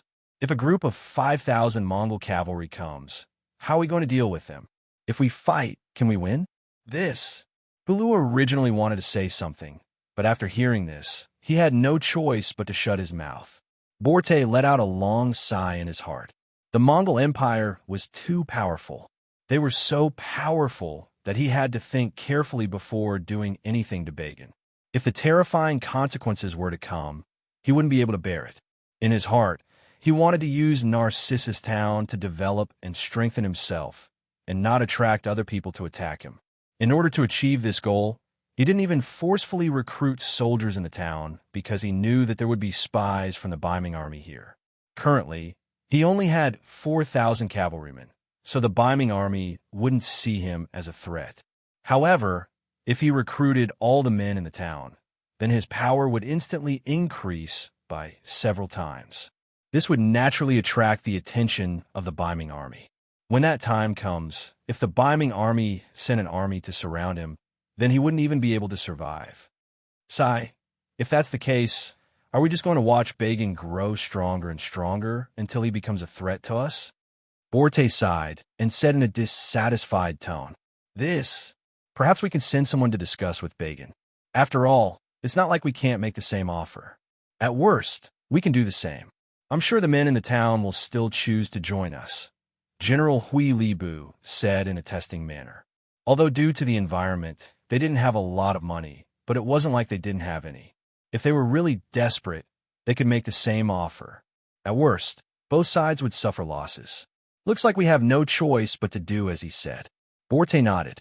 This was the result he had expected. However, this way, the amount of money he had would shrink by a lot. If this continued, without enough income, he might not even be able to afford military expenses one day. Just as Borte nodded and made his decision, a soldier walked in from outside and knelt on the ground. "General, there is someone who claims to be from the 5-Star Army who wants to see you." The 5-Star Army. Borte wasn't unfamiliar with this name. He knew that this was an army of thousands of cavalrymen, and that they had some fighting power. However, that was all. After all, he was 3 times stronger than them. "Yes." Did the person say what he wanted? "No." The person who came called himself Ding Shan. He said he had business to discuss with you. As for what business, he didn't dare to tell us. The soldier knelt on the ground and answered truthfully. Business? Then let him in. Borte smiled. This was a normal thing to do. This was because they could get green mouse fur, as well as things that were urgently needed outside like gerfalcon and pearls. For this reason, it wasn't strange for ordinary merchants to contact him. However, these merchants would usually appear in early spring and late autumn. It was already summer, and there weren't many merchants who still wanted to discuss business with him. With curious gazes, Hulu and General Hui Libu didn't move at all. They were also curious about what business this Ding Shan from the Red Banner wanted to discuss with them. The personal guard left and quickly returned. Behind him was Ding Shan, who had a smile on his face. When this person entered the room, he very humbly cupped his fist and greeted Borte and the other two. Ding Shan greets the three generals. Greetings to the three generals. Yes. Are you Ding Shan from the 5-Star Army? May I ask what position you hold there? Hui Libu took the initiative to ask. He also played the role of the vanguard. He couldn't let the general personally deal with the trivial matters. This lowly one's talent is limited. I am only a company commander. Ding Shan still had a smile on his face. It was indescribable sincerity. Company commander? Hui Libu frowned. He clearly hadn't heard of this position before. Company commander? How many men does Brother Ding Shan have under his command? Oh, only 100. Ding Shan was still smiling as he spoke. He didn't have the slightest self-deprecation because he could only lead 100 men. 100? He. When Borte and the other two heard that the other party was only a centurion, they couldn't help but laugh. Wasn't the position of company commander supposed to be a very prestigious one? They didn't think that he was only a centurion. Right? Ding Shan must have known that he was embarrassed to say it out loud because of his position. That's why he purposely said that he was a company commander. In the end, the three of them still saw through his identity. Sai, who knew what the 5-Star Army was thinking. They actually only sent a centurion to meet him. Were they looking down on him? Borte and the other two seemed to have thought of something. A trace of anger appeared on their faces. When Ding Shan saw this, he naturally knew that their hearts had changed. He sighed in his heart. You don't know how powerful the 5-Star Army is. Sending me here is already giving you enough face. Of course, he couldn't say these words. Even if he said it, no one would believe him. Thinking about his mission, he put away his original smile and said as seriously as possible, 3 generals, this time I actually came here to make a deal with you. I think that in front of benefits, my identity shouldn't be important. Yes, Huili couldn't hold back his anger. You said a deal, then tell us the content and amount of the deal. They didn't immediately refuse because they wanted to wait for Ding Shan to finish speaking before humiliating him. After all, he was only a centurion. They didn't think that he could take out anything to tempt them. Ignoring the other party's somewhat cold attitude, Ding Shan finally opened his mouth. 3 generals, the 5-Star Army came here to buy war horses. We know that your noble family has a lot of war horses. Since they're eating for free, why not sell them to us? Isn't that the best of both worlds? Buy horses? You want to buy war horses? Huili still didn't say anything. Then he laughed and said, Ding, company commander, right? How many horses do you want? What price can you pay? He purposely emphasized the word few to mock Ding Shan. With his identity as a mere centurion, what could he do? Even if he wanted to buy war horses, he would only buy a few. Although the war horses were the main source of income for the Nuzan tribe, if it was only a few, they wouldn't put it in their eyes. A few? Ding Shan mocked the other party in his heart. Then, his tone changed into a very arrogant one. He had thought about it. Who said that merchants had to lower their heads? That was a small merchant. He was a big merchant.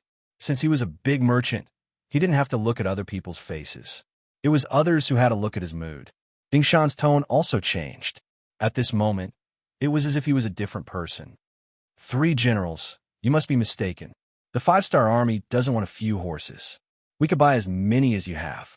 As for the price, it can be discussed.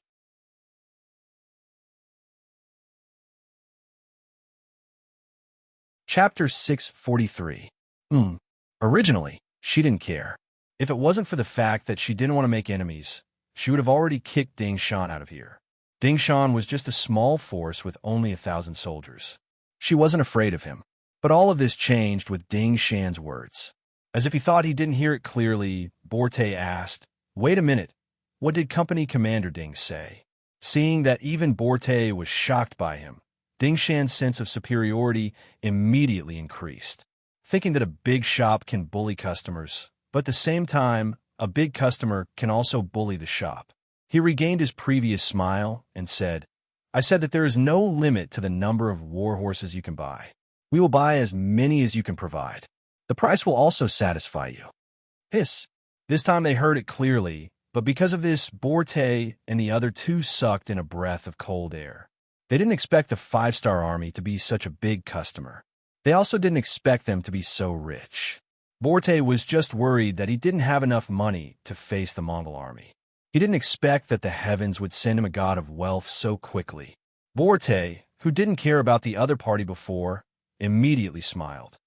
"Haha, come, prepare a seat for Company Commander Ding." Just a moment ago, Ding Shan had been standing in the middle of the hall, surrounded by Borte and the other two. It was as if he was being interrogated by the 3 judges. Now that he heard that the other party was strong, his attitude immediately changed. This was the effect of strength. Immediately, a bodyguard entered the main hall and brought over a long table. A blanket was prepared for them to sit on. Ding Shan didn't regard himself as an outsider. He cupped his hands and smiled to express his gratitude. Then he sat down at the long table and casually picked up a bowl of wine on the table and poured it into his mouth. Then he praised the wine. Ding Shan purposely displayed a heroic appearance, and even when he drank, he downed a bowl in one gulp. This instantly attracted the goodwill of Borte and the other two, especially Hulu. He was originally a straightforward person, and when he drank, he naturally liked to drink to his heart's content. Seeing that Ding Shan seemed to be a kindred spirit, he laughed heartily and revealed a sincere smile, drinking a bowl of wine with him from afar. After drinking 2 bowls of wine in a row, Ding Shan's expression didn't change, nor did his heart beat wildly.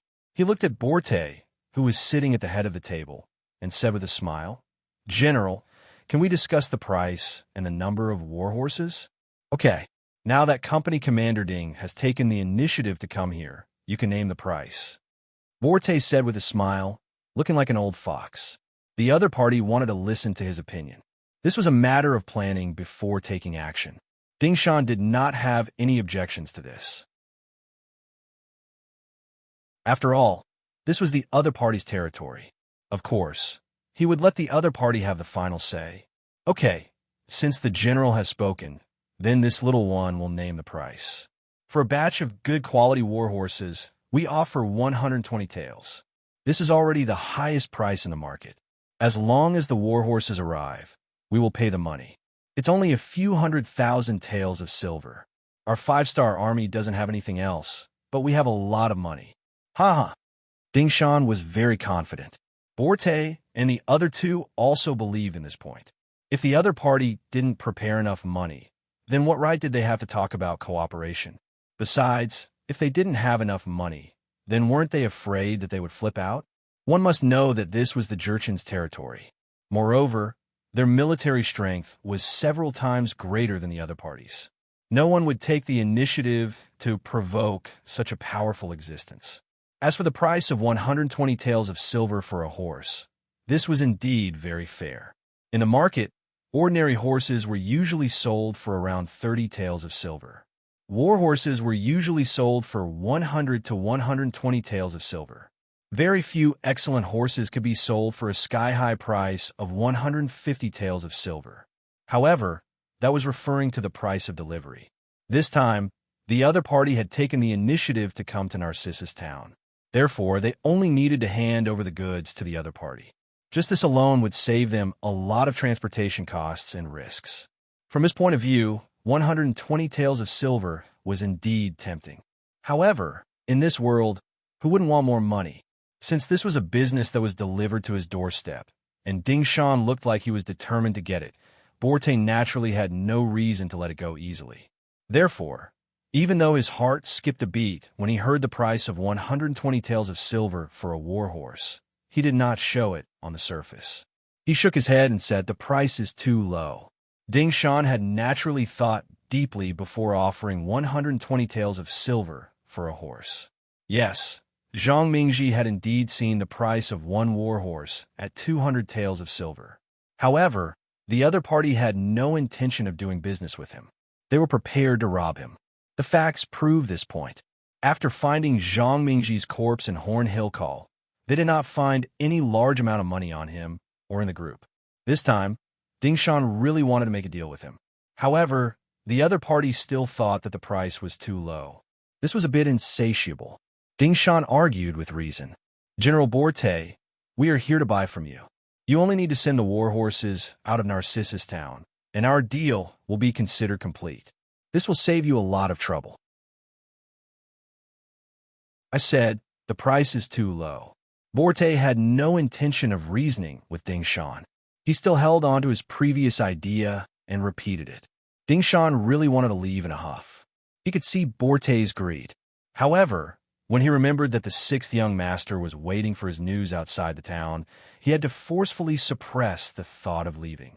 He then looked at Borte and said, General, how much do you think is appropriate? 150 taels of silver for one. We can guarantee the quality of the war horses. If you don't like any of them, you can return them to us. Borte said proudly, as if the war horses of the Nuzin were the best. This war horse was equivalent to an extra 30 taels of silver. In this way, if they bought 4 war horses, they would lose 1 war horse. It was a bit of a loss. However, before coming here, the sixth young master had said that as long as the war horses were of good quality, it did not matter if they had to pay a little more. What the mercenaries lacked now was war horses. They could not afford to delay important matters because of a little money. Thinking of this, Ding Shan finally gritted his teeth and agreed. All right, since that is the case, I agree to this price. However, I do not know how many war horses the general can sell so that I can go back and prepare the money. Ding Shan actually agreed. He thought that in the face of such an exorbitant demand, the other party would definitely hesitate. Even if he got up and left now, it would be normal for him to come back a few days later. Even if he had to settle it today, he would have raised the price. For example, 130 taels of silver or 140 taels of silver would have been fine.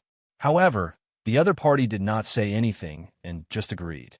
This was indeed out of Borte and the other two's expectations. However, at the same time, they were overjoyed.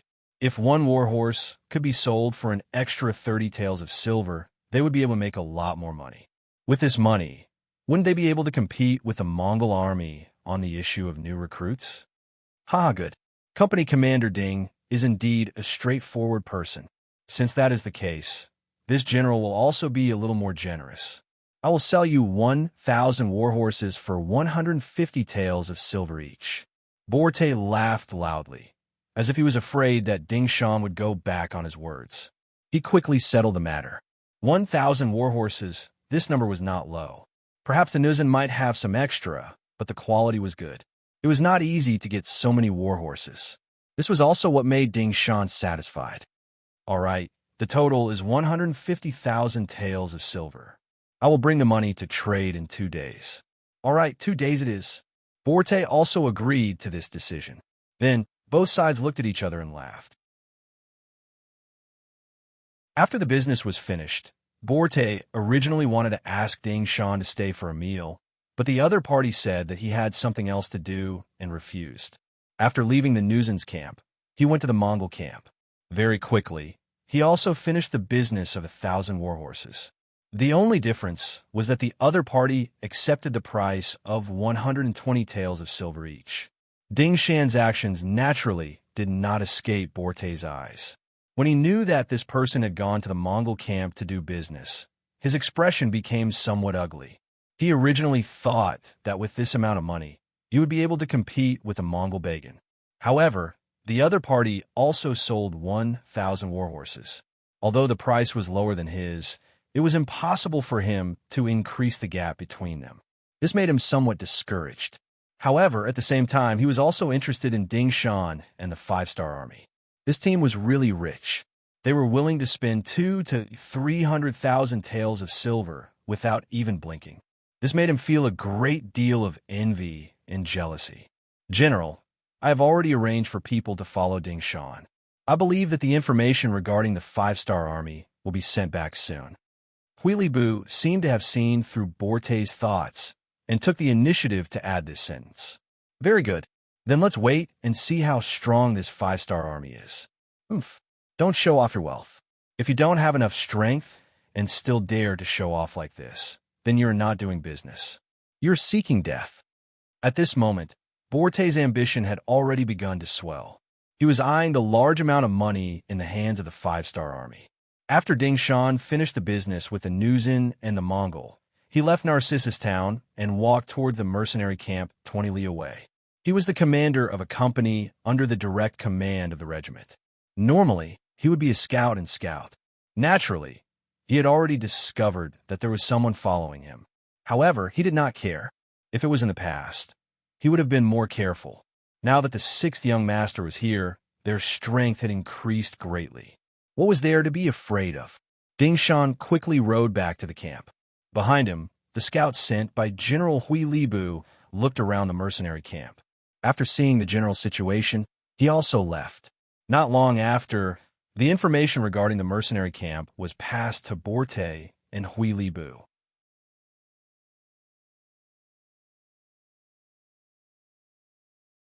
Chapter 644. 3,000 cavalrymen, 2,000 infantrymen, and many horses were used to transport goods. Borte and Huili looked at each other after hearing the report from their spies. This was different from what they knew about the five-star army, which only had a little over 1,000 cavalrymen. Of course, if they knew that Yang Chendong had originally planned to equip all the soldiers with war horses, it would be best if each soldier had two. However, due to the limited number of war horses, the 3 cold vanguard regiments and 2 auxiliary battalions were converted into a cavalry regiment. The remaining horses were not suitable to be war horses and could only be used to transport goods. If that was the case, they wouldn't be interested in the five-star army. This force should be the five-star army's newly expanded force. They shouldn't have much combat power. If we can catch them off guard, we can definitely defeat them. Not only that, we can also obtain their money, war horses, and even their soldiers. When that happens, our forces will almost double. When we face Bagan, the pressure will be much greater. Huili muttered to himself for a moment before becoming excited. The greater the difficulty, the greater the result. Huili's words coincided with Borte's thoughts. He immediately made up his mind and said with a ferocious expression, "All right, we should also make some preparations. How about this? Mobilize the cavalrymen. In 2 days, we will use the trade as an excuse to take over the enemy." In the mercenary camp, 20 miles away from Narcissus Town, Ding Shan reported the details of his trip to Yang Chendong and the other battalion commanders. When they heard that Borte had offered 150 silvers for a war horse, many of the officers were enraged. It was obvious that they were angry at Borte's exorbitant demand. He was clearly treating them like fat sheep to be slaughtered. Yang Chendong didn't feel much about it. It was just an extra 30,000 silvers. He really didn't care about it. However, he had seen and remembered Qi Taiying's greed. Once he had the chance, he would definitely repay Qi Taiying for what he had done today. Yang Chendong only wanted to settle this matter first. He didn't want to immediately become enemies with Borte. Borte's strength wasn't weak. Unless they used firearms, they wouldn't be able to take advantage of him.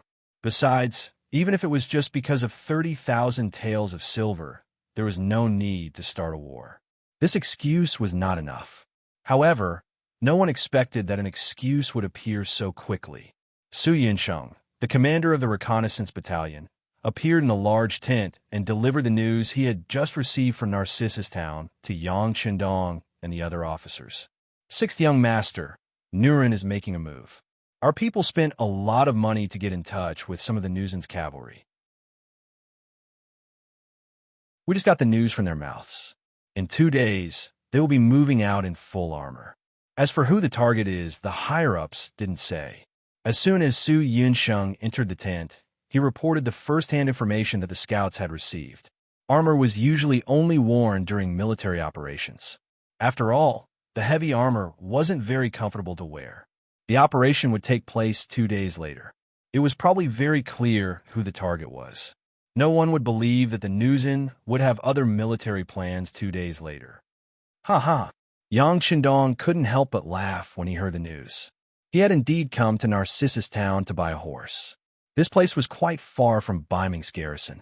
Not only would there be fewer restrictions on buying a horse here, it wouldn't attract too much attention either. At the same time, he also wanted to see the Nuzin's strength. However, he really didn't want to start a war here. It wasn't worth it. However, if others took the initiative to provoke him, then the situation would be completely different. Were mercenaries afraid of trouble? Obviously, they weren't. As long as they were angered, no matter how strong the opponent was or what they looked like, there was only one word: fight. Now, Yang Qindong had the elite Cold Vanguard 3rd Regiment in his hands. Reality proved that although the Windchaser Cavalry Regiment wasn't the strongest and wasn't at the level of a first-class regiment, it was still possible for them to become a first-class regiment. If the Nuzin still dared to target him with such a strong army, it could only mean one thing.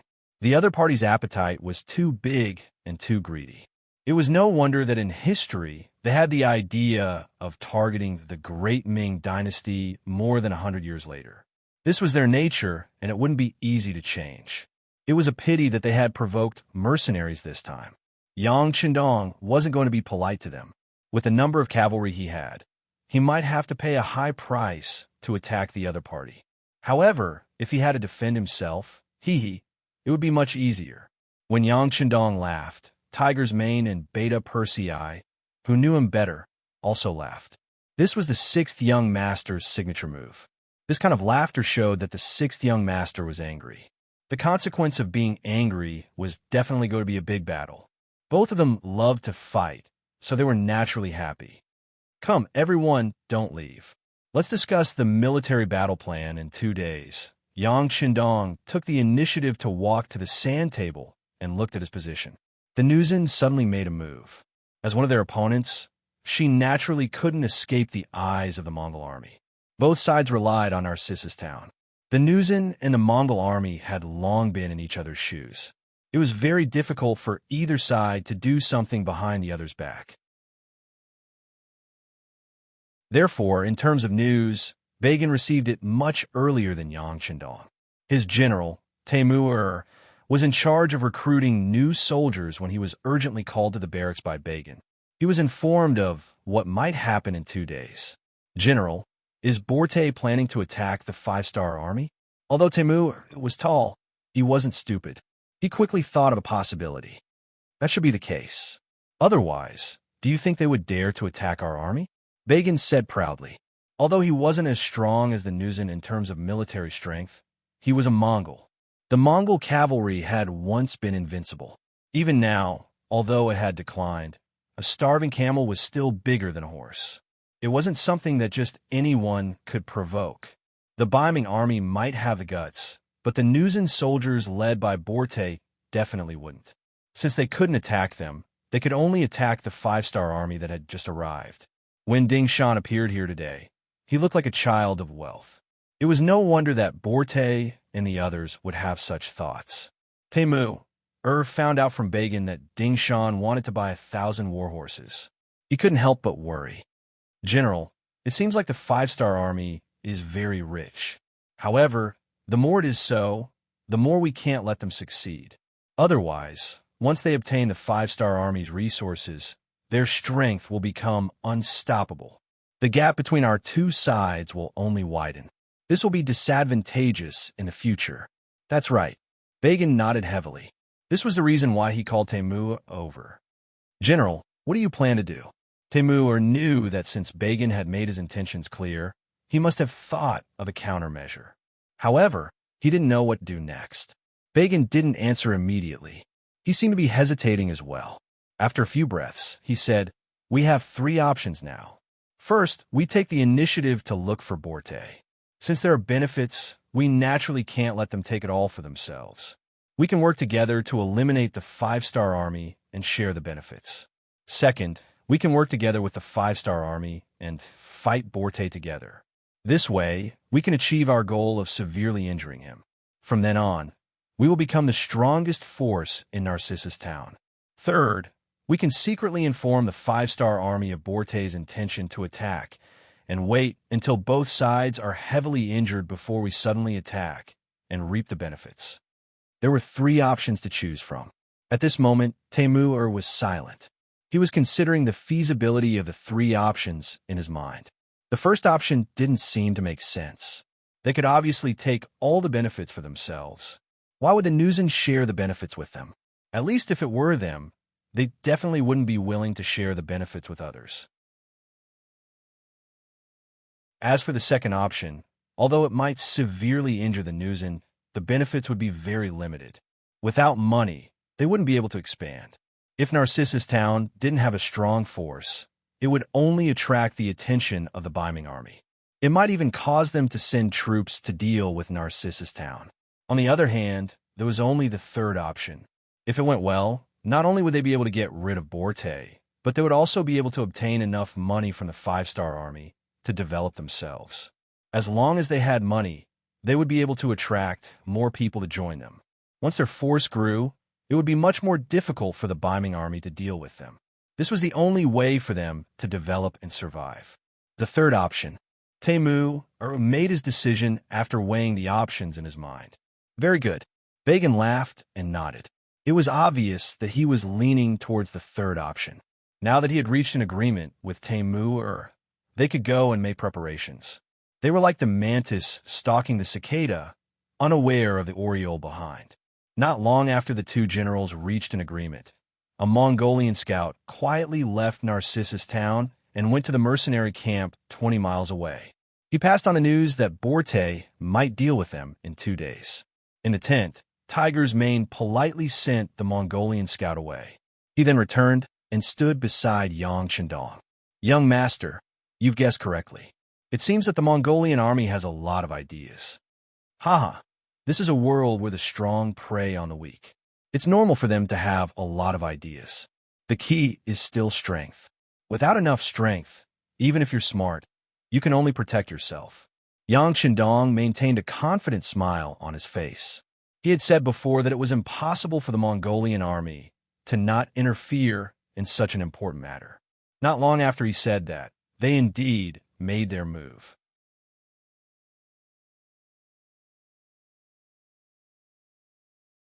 Chapter 645.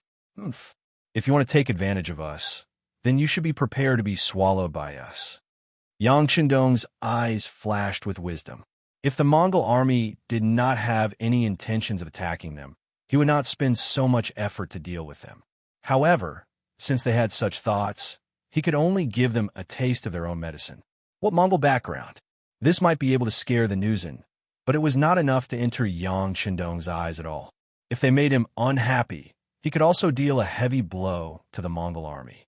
As long as General Bagan wanted to deal with him, the mercenaries would not hold back in the slightest. In this regard, Yang Shandong had already made preparations. 2 days was more than enough for him to complete his plan. The Newsen cavalry was actively making preparations. It was not that Borte did not think that the 5-star army would resist, but in his opinion, the Newsen cavalry was the strongest cavalry in the world.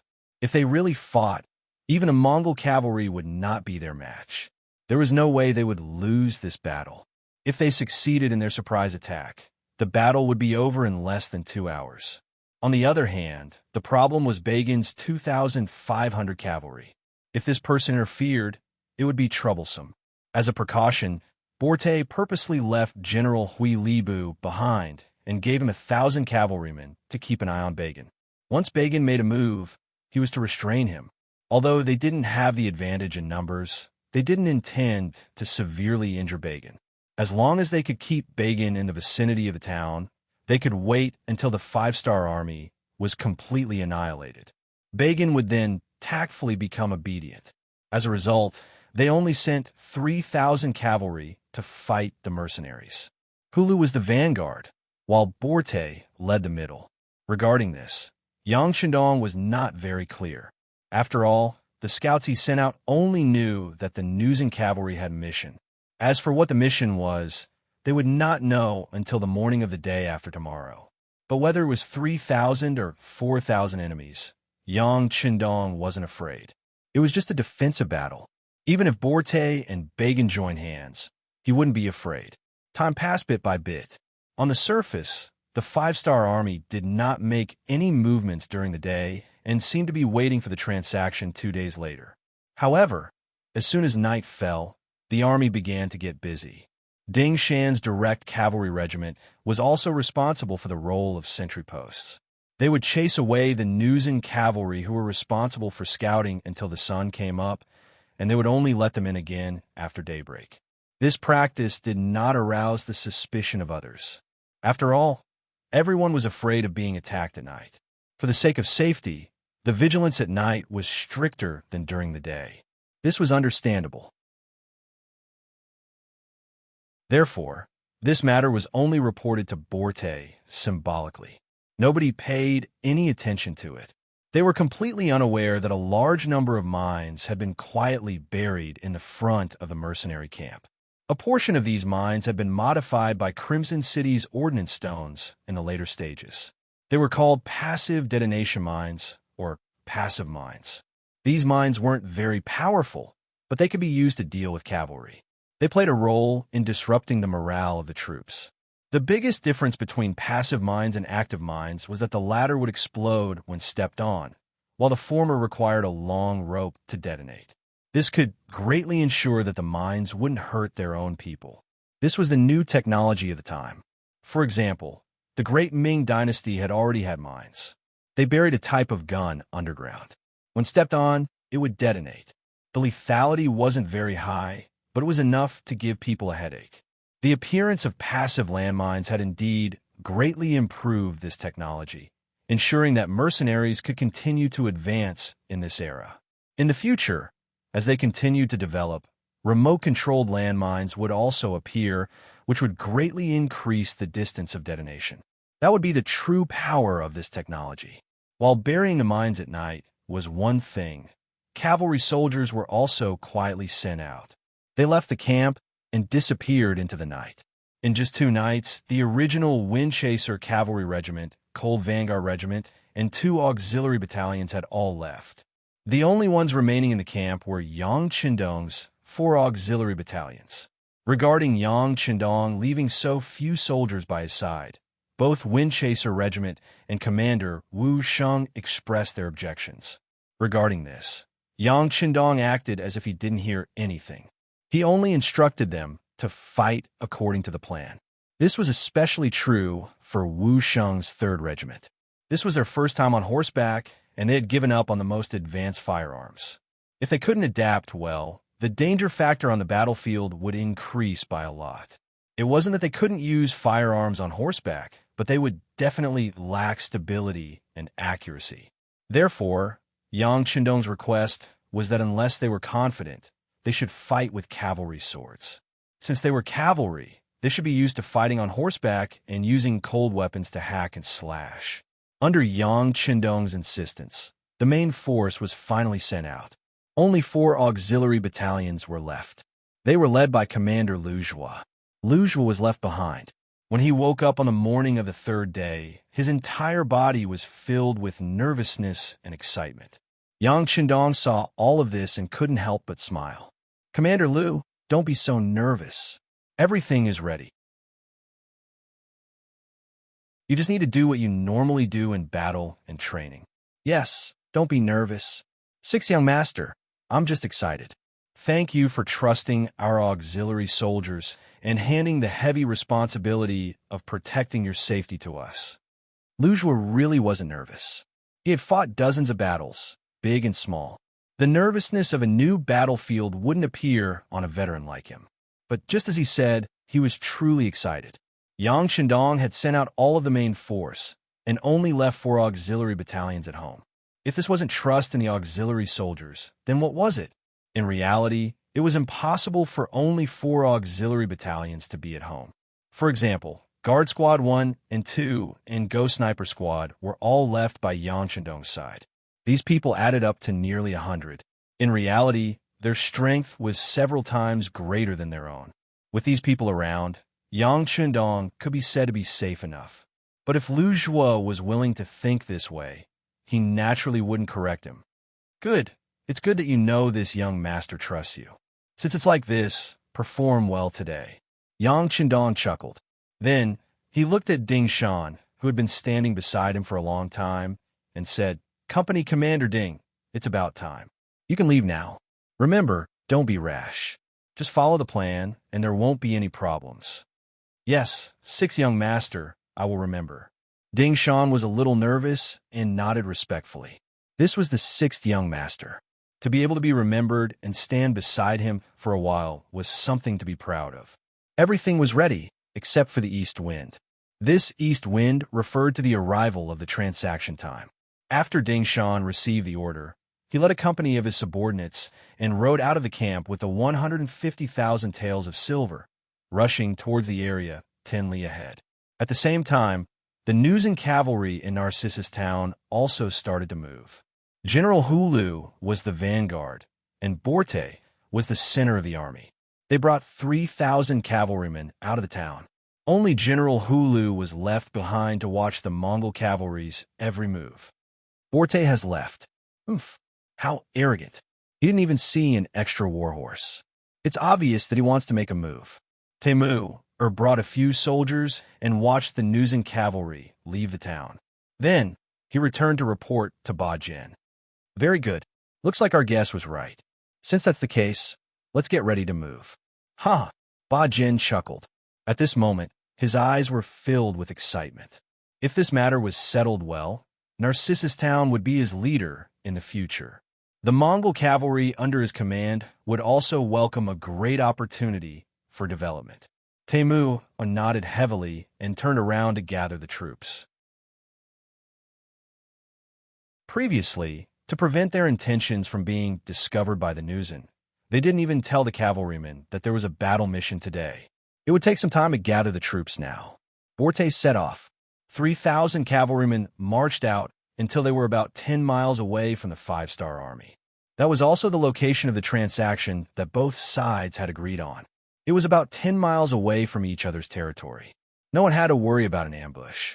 In reality, neither side had arranged any troops to ambush within 10 miles.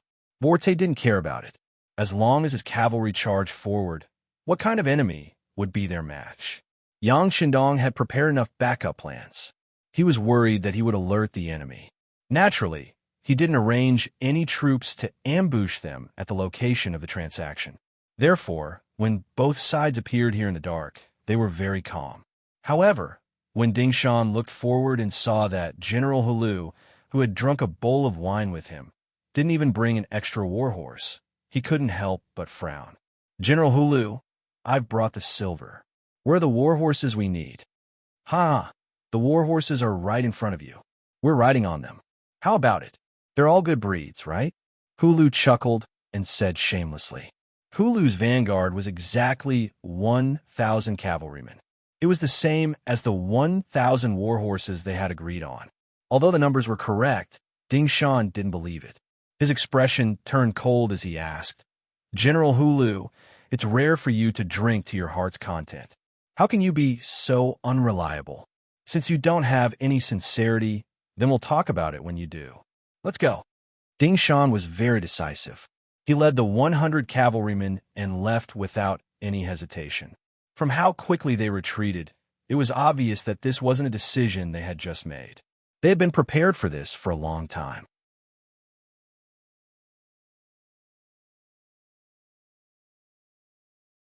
Chapter 646. Hulu was stunned by the sudden change in the situation. His mission was to stall Ding Shan and wait for General Borte to arrive with the main force. Then, they would attack together and chase after Ding Shan's troops. They would attack the 5-star army's camp in one fell swoop. But now, Ding Shan had escaped before General Borte arrived. This was not in line with the plan. General, what should we do? Should we chase or wait for General Borte? The deputy general beside him was also confused by the scene in front of him. He asked Hu Lu for instructions. Chase. Leave one person behind to inform the general. The rest of you follow me. Hu Lu, who was a straightforward person, decided not to wait any longer. Since there was a change in the plan, he would follow suit. Although 1,000 men was not enough, he was confident in the cavalry under his command. Even if the enemy was several times their number, they would still be able to fight and win. Leaving one person behind to inform the rear, Hu Lu led the 1,000 cavalry to chase after Ding Shan's 100 men. They shouted and screamed along the way, giving off the sound of their race's charge. Don't be too anxious. Maintain the formation and don't let them lose track of us. Riding on his horse, Ding Shan glanced back and sneered. He was the first to run, so he naturally had the advantage. As long as he was out of the range of the arrows, he would be able to complete his mission. The cavalry directly followed Ding Shan's left and right as they retreated back to the mercenary camp. After running for a while, they could see the camp in the distance. The 100 men immediately split into two groups, one on the left and one on the right. They gave up on the open space in the middle and returned to the camp. Far away from the camp, Yang Qindong and the 4 auxiliary battalions had been waiting for a long time. Behind them were the horses that were originally used for transportation. Now, all the goods on them had been unloaded.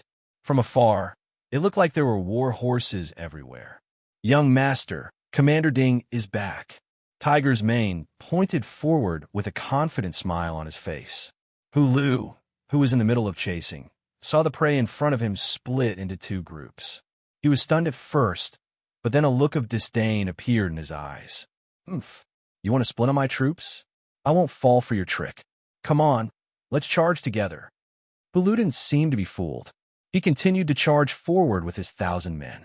As the war horses continued to advance, they were getting closer and closer to the mercenary camp.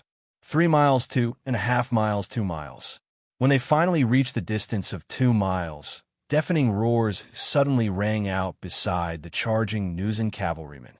Finally, a cavalryman stepped into the minefield and detonated the mines buried there. Boom, boom, boom. Boom, boom, boom. There was a sudden explosion in the midst of the cavalry. In an instant, countless cavalrymen were blasted off their horses. Those who were on top of the landmines were blasted into the air along with their horses. Even the aftermath of the landmines injured countless Nuzan cavalrymen, causing them to wail in pain as they fell off their horses. Damn it, they had only advanced about 100 meters, but they had already paid the price of nearly 100 riders. This made Hu Lu gnash his teeth in anger. Seeing that they were still some distance away from the mercenary camp, he had no choice but to give the order to stop moving forward and gather his troops in place. As soon as Hu Lu's vanguard stopped, the 2,000 cavalrymen, led by Borte, rushed over. Seeing the mess on the ground and the many injured cavalrymen, Borte rode forward and asked coldly with a frown, "What happened?" They cheated. Hu Lu didn't know how to explain, so he simply attributed everything to the enemy's trick. Cheated? Borte was stunned at first, but after he heard what happened from Hu Lu, his face turned ugly. So they were prepared. Do you really think that you can stop the advance of our cavalry with that explosive thing on the ground? Borte's face was filled with disapproval. Although the 5-star army's trick did hurt his troops, it was still a battle between the two sides. In the end, it was still a battle between two armies that depended on strength. It was still a real battle, and tricks were only supplementary. Besides, that thing had already exploded once, and it was impossible for it to explode a second time. How many cavalrymen did he have? Even if he sent them out one by one, they would still be able to cover a distance of 2 miles. At that time, it would be time for them to raise their butcher's knife and start a massacre. All right, you said that Ding Shan didn't retreat to the middle but to the sides. You didn't see anything exploding there, right? Although he didn't think so, it was better to not sacrifice himself if he didn't have to. Borte thought of something and asked Hu Lu. Yes, they went to the sides, so it was very safe. Thinking back to Ding Shan's retreat route, Borte thought that the enemy wanted to divide his troops. They already knew that there was something buried underground. Okay, Borte didn't care so much at this moment. He only knew that if the enemy could leave, they could also leave. Since that's the case, we will also split into two groups. You lead one group, and I will lead the other. We will rush in from both sides and outflank them. At that time, we will definitely let those people know that we, the Nuzen cavalry, are not to be trifled with. Borte's face was burning with anger. In such a short time, more than 200 of his brothers had died, which clearly angered Borte. Yes, Hulu's face was also filled with anger. It was rare for him to be at a disadvantage like this. If the two sides met face to face, no matter what the result was, he would be able to accept it. If he couldn't win, then it was because his skills weren't as good as the enemy's.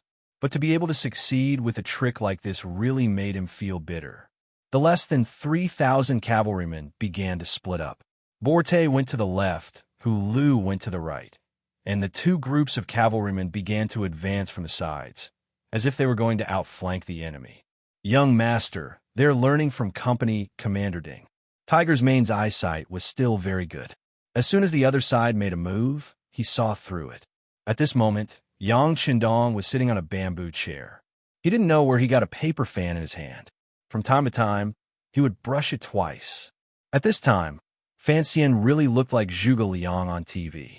He was completely strategizing and winning from 1,000 miles away. Listening to Tiger's Mane's words, Yang Qindong nodded lightly. This is originally a checkmate. No matter what choice they make, it is destined that there will only be one result.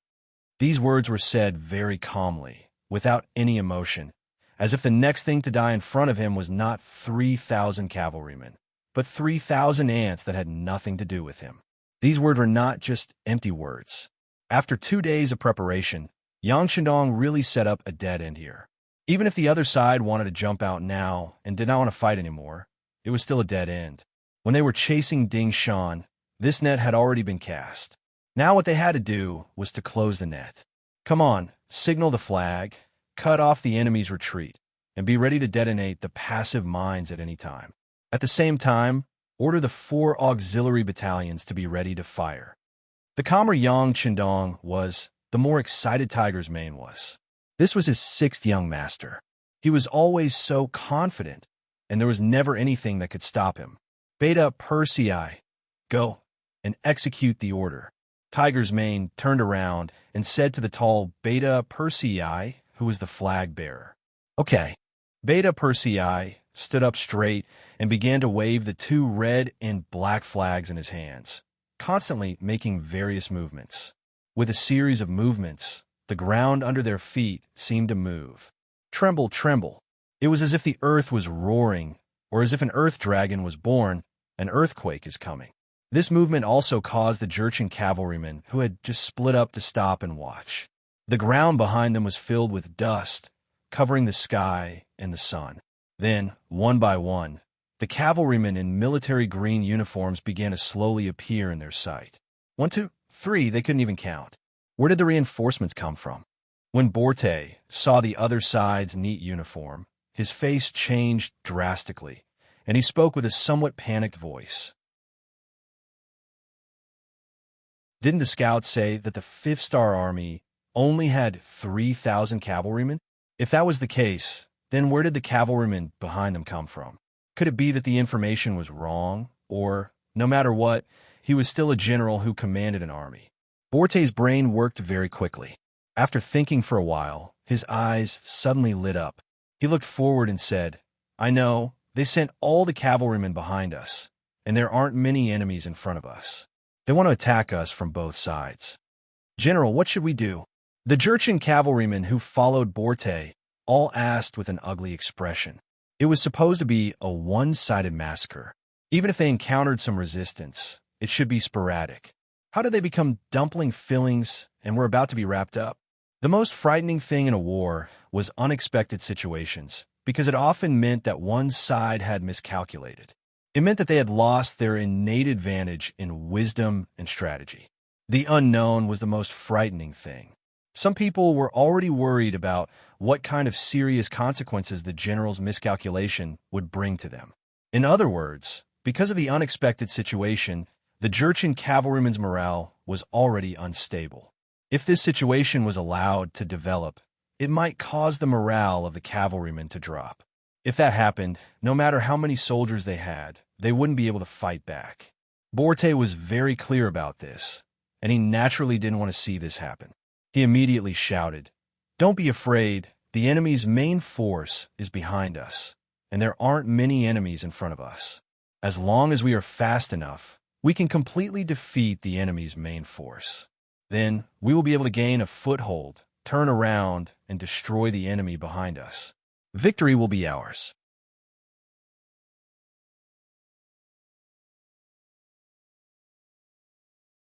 Chapter 647. Victory belongs to us. A few of the centurions behind Borte shouted in unison. Their shouts did indeed stabilize the morale of the troops. At this moment, not only did their morale not decrease, it actually increased. They slapped their war horses and charged forward. In their eyes, it was only a distance of 2 miles. They could reach the enemy with a single charge. The choice of the Nusan cavalry was equivalent to announcing that they had given up all paths of retreat. There was only one way, and that was to charge, and charge again. This choice naturally disappointed the cavalry division, the 3rd Regiment of the Cold Vanguard, and the 2 auxiliary cavalry battalions. This also meant that they had no chance of fighting a tough battle. This was especially so for the cavalry division led by Winchester. They wanted to perform well and fight the legendary Nusan cavalry head-on. But now, all their hopes were dashed. Even so, they had no intention of stopping. Instead, they continued to advance until they reached the place where Borte and Hulu were standing. Then they took up their positions. Close to 3,000 cavalrymen lined up in a row. Each of them held a bow and arrow in their hands. They were ready to shoot, not allowing the enemy to retreat to their front. The cavalrymen no longer felt any pressure. At this moment, all the pressure was transferred to the battlefield. Lujois, the commander of the auxiliary troops, who had long been prepared, shouted out his orders. His 4 battalions of 1,600 auxiliary soldiers all held their Type 81 rifles in their hands and prepared to shoot at any moment. "Everyone, listen to my orders. Do not let any enemy within 400 meters of us go. Shoot!" Lujois shouted as loudly as he could. His voice was transmitted to the ears of every soldier. As soon as he shouted, a rain of bullets shot forward without stopping. It didn't look like it was going to stop anytime soon. The sound of gunfire was accompanied by an earth-shattering explosion. Under the leadership of Dao Xiao, the 2nd Guard Division began to pull on the long ropes in their hands, triggering the passive mines buried on both sides of the ground. Every time there was a loud bang, a large number of Nusan cavalrymen would be inexplicably sent into the air. When they fell to the ground, no matter if it was the people or the horses, none of them could breathe. They were all as dead as they could be. Explosions and gunshots rang out, smashing into the advancing Nusan cavalrymen like a club. This naturally caused the rhythm of the attack to come to a halt. Fortunately, these cavalrymen's equestrian skills were not bad. They did not collide with each other in this chaotic situation and cause secondary injuries. The Nusan cavalrymen were all frightened by this scene, especially the cavalrymen in front and those within 400 meters of the 5-star army camp. After they were all turned into lifeless corpses, no one dared to charge forward. They only instinctively stopped their horses and stared at the front and back. The front was like a valley of death. Any cavalryman who dared to approach within 400 meters would die without exception. The distance of 400 meters was too far for the cavalrymen to catch up. They looked at the bows in their hands that could only shoot for 100 meters. They suddenly felt powerless. Behind them were countless enemy cavalrymen. There were rows and rows of them, as though they could not see the end of them. These cavalrymen held strong bows and arrows. Although they had not fired a single arrow, all of the Nusan cavalrymen knew that once they turned around and charged forward, they would become the target of the arrow rain. They would be turned into porcupines in an instant. This was what it meant to be trapped in a dilemma. This result made Borte feel as if his brain had short-circuited. It was as if the previous plan was for them to appear in an unstoppable manner and win the final battle. But now, why did it seem like they had become the prey in the eyes of the enemy? They were trapped in a dilemma. Borte was not the only one who was confused. Even the cavalrymen led by Windchaser, who was their opponent, were confused. Other than Windchaser, Ding Yu, Gao Denhua, and Ding Shan, who were originally members of the Coal Vanguard, the others joined the five-star army later. Most of them had not even seen the most advanced muskets before. How could they know the power of these muskets? But now they saw the power of these new muskets with their own eyes. They only had half of the strength of the cavalrymen, but they were able to withstand the pressure of the enemy. The enemy did not dare to charge past the last 400 meters, forming a natural chasm of death. It was no wonder that the sixth young master had been so calm and confident. It was no wonder that they were able to achieve a great victory without injuring a single person when dealing with the 2,000 cavalrymen of the Jianzhou Left Guards. It was no wonder that the cold vanguard soldiers, who were infantrymen, were so arrogant when facing the faster and fiercer cavalrymen. It turned out that this was their trump card and their true combat strength. Sighs, admiration, envy, and all kinds of emotions burst out at this moment. At the same time, depression, fear, and trembling emotions appeared one by one on the Nuzen cavalrymen. In just a short while, 600 to 700 of the 3,000 cavalrymen had died in battle. This was because they had stopped moving forward in time. Otherwise, there would have been even more people who would have died. Faced with this unexpected situation, Borte and Hulu were at a loss as to what to do. They were at a loss as to what to do next. Heaven and earth were not benevolent, but they would always leave people with a chance to live. Just like now, after receiving Tiger's main signal, Beta Persei put down the black and red flags in his hand and shouted loudly, "Listen up, our young master is benevolent and will give you a way to live. Put down your weapons and lead your horses out to surrender. Otherwise, we will kill 10 of you every minute until you are completely wiped out. Choose for yourself whether you want to live or die." Beta Persei repeated his words twice to make sure that the other party could hear him clearly. Only then did he close his mouth in satisfaction. Although he did not move a finger in today's battle, nor did he kill a single person, he felt extremely good in his heart. Think about it. He was the one who made the flag signals, which gave him the feeling of commanding an army of thousands of men and horses. He was the one who persuaded them to surrender, which gave him the feeling of being in control of life. And no matter which one it was enough to satisfy Beta Persei. Yes, Beta Persei was persuading them to surrender, which was naturally Yang Qindong's intention. In order to reach into the Wallace territory, the front line was thousands of miles away, so there was naturally no need to count on replenishing the troops. In such an environment, how to create his own forces and achieve the mission of military goals became the problem that Yang Qindong needed to think about. After thinking about it for a long time, strengthening the army became a must. Without enough troops, not to mention whether they could win the war, who would be able to defend the territory they had conquered? People were the foundation of development, and Yang Qindong put this idea on the Nuzen cavalry. This was an ambitious tribe, as well as a horse-riding tribe with powerful combat strength. In later generations, there was a saying that the Nuzen were undefeatable, but that was a matter for the future. Right now, they were only focusing on the small piece of land in front of them. Now, they were still thinking about how to survive and develop. Take them under your wing before they have any ambitions. Then, they won't be a hindrance to your development in the future. Instead, they will only be of help. Setting up this trap was to absorb more captives from the Nuzen cavalry. This was why Beta Persei shouted and why Borte was in a dilemma. Beta Persei's roar spread out, but there was no immediate answer. After all, to be able to become a cavalry, they were somewhat proud. It was unrealistic to expect them to surrender in the face of difficulties. Of course, if they surrendered so easily, it would be difficult for such an army to achieve anything, and they would not be valued by Yang Qindong. After 2 rounds of fighting, the battlefield fell into a strange silence again. After a minute of silence, The members of the Ghost Sniper team opened fire. They did not use their usual sniper rifle, but the most common Type 81 assault rifle to begin their roll call journey. Bang, bang, bang. Bang, bang, bang. Exactly 10 gunshots were fired, and 10 News and cavalry who did not know what happened fell from their horses. One by one, they were shot in the forehead and fell to the ground. Very good. Get ready for the next group. Captain Bizwa said slowly, sighing in his heart.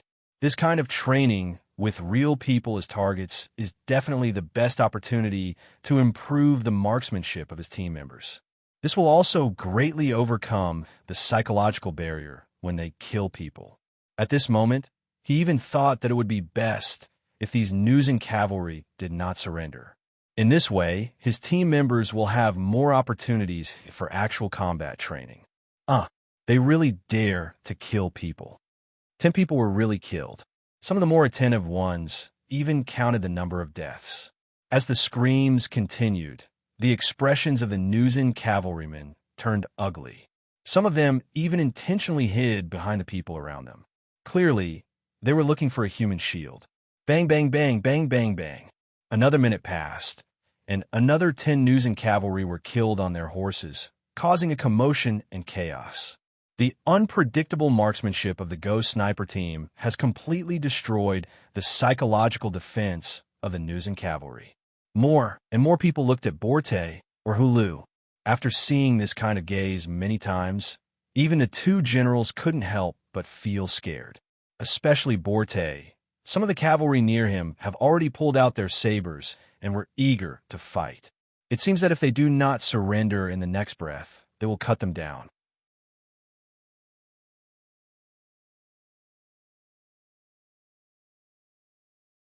Chapter 648. What do you want to do? Feeling the dangerous atmosphere around him, Borte asked with a lack of confidence. It's true that he's a general, but in the face of life and death, he doesn't think that this identity is useful. No one said a word. More and more cavalrymen got closer and closer. Perhaps they know their general well. He's the kind of person who won't bow his head easily. It may be difficult to persuade their general to surrender. Since that's the case, it's better to tie him up or kill him. That way, no one can stop them from surrendering, or they can choose a way to live. We surrender.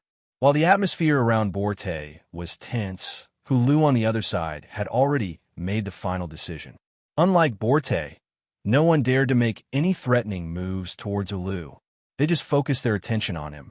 Just from this point alone, Hulu's position in the hearts of the cavalrymen below must be higher. Even now, no one had any ideas about him, which could be seen from this. It was precisely because everyone trusted him and was willing to put their lives in his hands that Hulu decided to surrender in return for their sake. With Hulu's temperament, he would rather die than surrender. This can be seen from the fact that he just rode to the front of the cavalry and put his body under the muzzle of the Ghost Sniper team. It's just that when Yang Qindong saw his heavy armor, he recognized his identity and ordered the sniper team not to hurt him.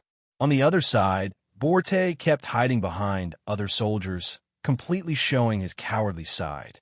Hulu announced his surrender, which made more people's eyes fall on Borte. Although there are many people in these cavalry who are not afraid of death, but knowing that they can't win and still continue to fight, that's not courage but stupidity. Unable to bear the huge pressure, seeing that a new minute was up, Borte finally spat out the word surrender with difficulty.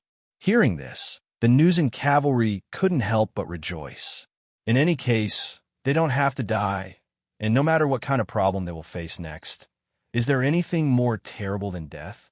Since they all chose to surrender, the next thing was much easier. Everyone threw down their weapons and led their war horses forward. Every time a person came forward, there would be auxiliary soldiers who would tie them up with ropes. A total of 2,200 people had become captives on the battlefield. Commander Liu, I'll leave these captives to you. The rest will follow me into Narcissus Town. Beta Persei, bring Borte and Huru. The high-spirited Yang Qindong waved his hand. After a simple assembly, the mighty army rushed toward Narcissus Town, which was 20 miles away. A tense standoff was going on in Narcissus Town. The two sides were the 2,500 Mongol cavalry led by Ba Jin and Taimur and the 1,000 Uzan cavalry led by Huili Bu. Not long after Borte left the town with his 3,000 cavalrymen, Begin and the others began to gather their troops. It took them a full 2 hours to gather their troops and prepare to leave the town. However, Huili, who had already received news of Borte's arrival, stopped them on the way out of the town. At the exit of Narcissus town, Huili Bu had already set up a huge formation, blocking the path to the outside world. When Ba Jin and Taimur arrived, they saw this scene. Huili Bu, what are you trying to do? Get out of the way. Taimur reprimanded loudly with a displeased look on his face when he saw that the road ahead was blocked. Why should I get out of the way? I'm here on General Borte's orders. As for you guys, go back to where you came from. I'm not riding on a horse when I return, he said casually as he dug his ears. The more casual Huili Bu was, the angrier Taimur got. Why should we listen to you? This is the only way out of town. The road belongs to everyone. Do you think it's reasonable for you to occupy this place? Hee, don't try to reason with me. My orders are to guard this place and prevent anyone from passing. Does anyone know? Of course, if anyone doesn't follow the rules, our general will definitely seek an explanation when he returns. Taimur, do you think you can withstand General Borte's anger? Even though they had fewer people than the enemy, Huili Bu was still very confident. He usually didn't argue with Ba Jin and the rest because he considered the Mongolian army's background. He considered the fact that the combined forces of the two sides were even more powerful. Even the Baiming army wouldn't dare to underestimate them. However, if they were to take the initiative to look for trouble, it would be a different story. Do you really think we're afraid of you? Men, draw your cavalry swords and prepare for battle. Taimur was also a hot-blooded man. How could he be so scared that he didn't dare to move just because of the other party's threat? As he spoke, he drew the saber from his waist. Swoosh, swoosh, swoosh. The group of Mongolian cavalry followed suit and drew their weapons. It was as if they had no choice but to charge out if they didn't get out of the way. The situation became very tense. Huili Bu had no choice but to put away his playful attitude. He straightened his body and drew his cavalry sword at the same time. Since Borte asked him to guard this place, he had to guard this place. As for whether the Mongolian army dared to attack, Taimur didn't have the final say. It was all up to General Ba. General Huili Bu placed his hopes on Ba General soon. This person appeared. The moment Ba Jin appeared and saw the situation, he pretended to be angry and said, "What are you doing? What are you doing? We're friends with the Jinren. How can you treat your friends like this? Put away your cavalry swords." As soon as Barjin appeared, he reprimanded Taimur. This made Taimur and the cavalryman beside him look dejected. However, since the general had spoken, no one dared to disobey. They could only put away their weapons with a wronged expression. After his subordinates put away their cavalry swords, Ba Jin turned to look at Huili Bu and said, "General, what do you think of our sincerity? However, this time, we really have something to do outside the city. I hope you can make things easy for us." Huili Bu wasn't very satisfied with Ba Jin's tone of negotiation. However, when it came to leaving the town, his expression became very serious. "General Ba Jin, it's not that I don't agree. This is General Borte's idea. You know our general's temper. If I dare to disobey, I'm afraid I will suffer a lot. General, please understand. Just wait here for a while. Actually, it won't be long before it ends." Huili Bu was full of confidence. His tone wasn't harsh, but the meaning he expressed was unwavering. Ba Jin's brows furrowed together. With his current military strength, it was indeed possible for him to take care of Borte. But what if Borte returned with his army? Would he still be a match for him? Just because he wanted to earn some money, he would have to fight to the death with Borte. It didn't seem worth it. Most importantly, he wanted to see how much damage the five-star army could inflict on Borte with his warning. If the other party's strength was greatly reduced, then he would be able to take advantage of the situation. On the other hand, if the other party easily obtained victory, then it was best not to provoke them. Ba Jin shrank back. In front of Huili Bu, He forced a smile and said, "All right, then I'll wait for General Borte to return before leaving the town." Secretly, he was waiting for the results. Of course, only Ba Jin knew why he was so weak. He was a Mongol, and he used the Mongol cavalry as a banner. However, in the eyes of the Mongol people, he was nothing. Even now, he hadn't contacted a real Mongol noble, someone who was willing to be his backer and speak for him. Others might think that he had a high-level Mongol background, but the truth was only he knew. Otherwise, he only needed to borrow 5,000 heavy cavalry from the Mongol cavalry, and dealing with Borte would be child's play. Ba Jin stopped walking out of the town. Huili Bu had a smile on his face and didn't say anything. However, in the eyes of the other Mongol cavalry, this was a completely different matter. They didn't understand. They clearly had the advantage in terms of numbers and combat strength. So why did they have to act according to the other party's wishes? They didn't understand. The confrontation had been formed just like that, and before Borte returned, it wouldn't end. Everyone had their own plans. This wait lasted for nearly 2 hours. Then, the ground began to tremble. As a qualified cavalryman, everyone knew that something had happened. General Borte must have returned with his army. The first to be happy was Huili. Even though he looked like he wasn't afraid of anything, he was actually very nervous. He was afraid that Bagan would suddenly attack. If that was the case, there was no chance of victory for 1,000 against 2,500 people. Fortunately, the tense moment had passed, and Borte had returned. This way, the pressure on him would be completely lifted. Overjoyed, he turned around and looked behind him. It wasn't just Huili Bu. Ba Jin also looked out anxiously. He wanted to see how many losses Borte had suffered. This would determine whether he would fight or retreat.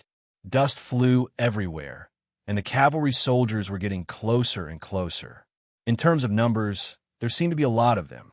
Ba Jin's heart trembled, and he helplessly thought that the 5-star army was too weak. He had already sent people to warn them, but they were still defeated. Was he going to be suppressed by Borte in the future?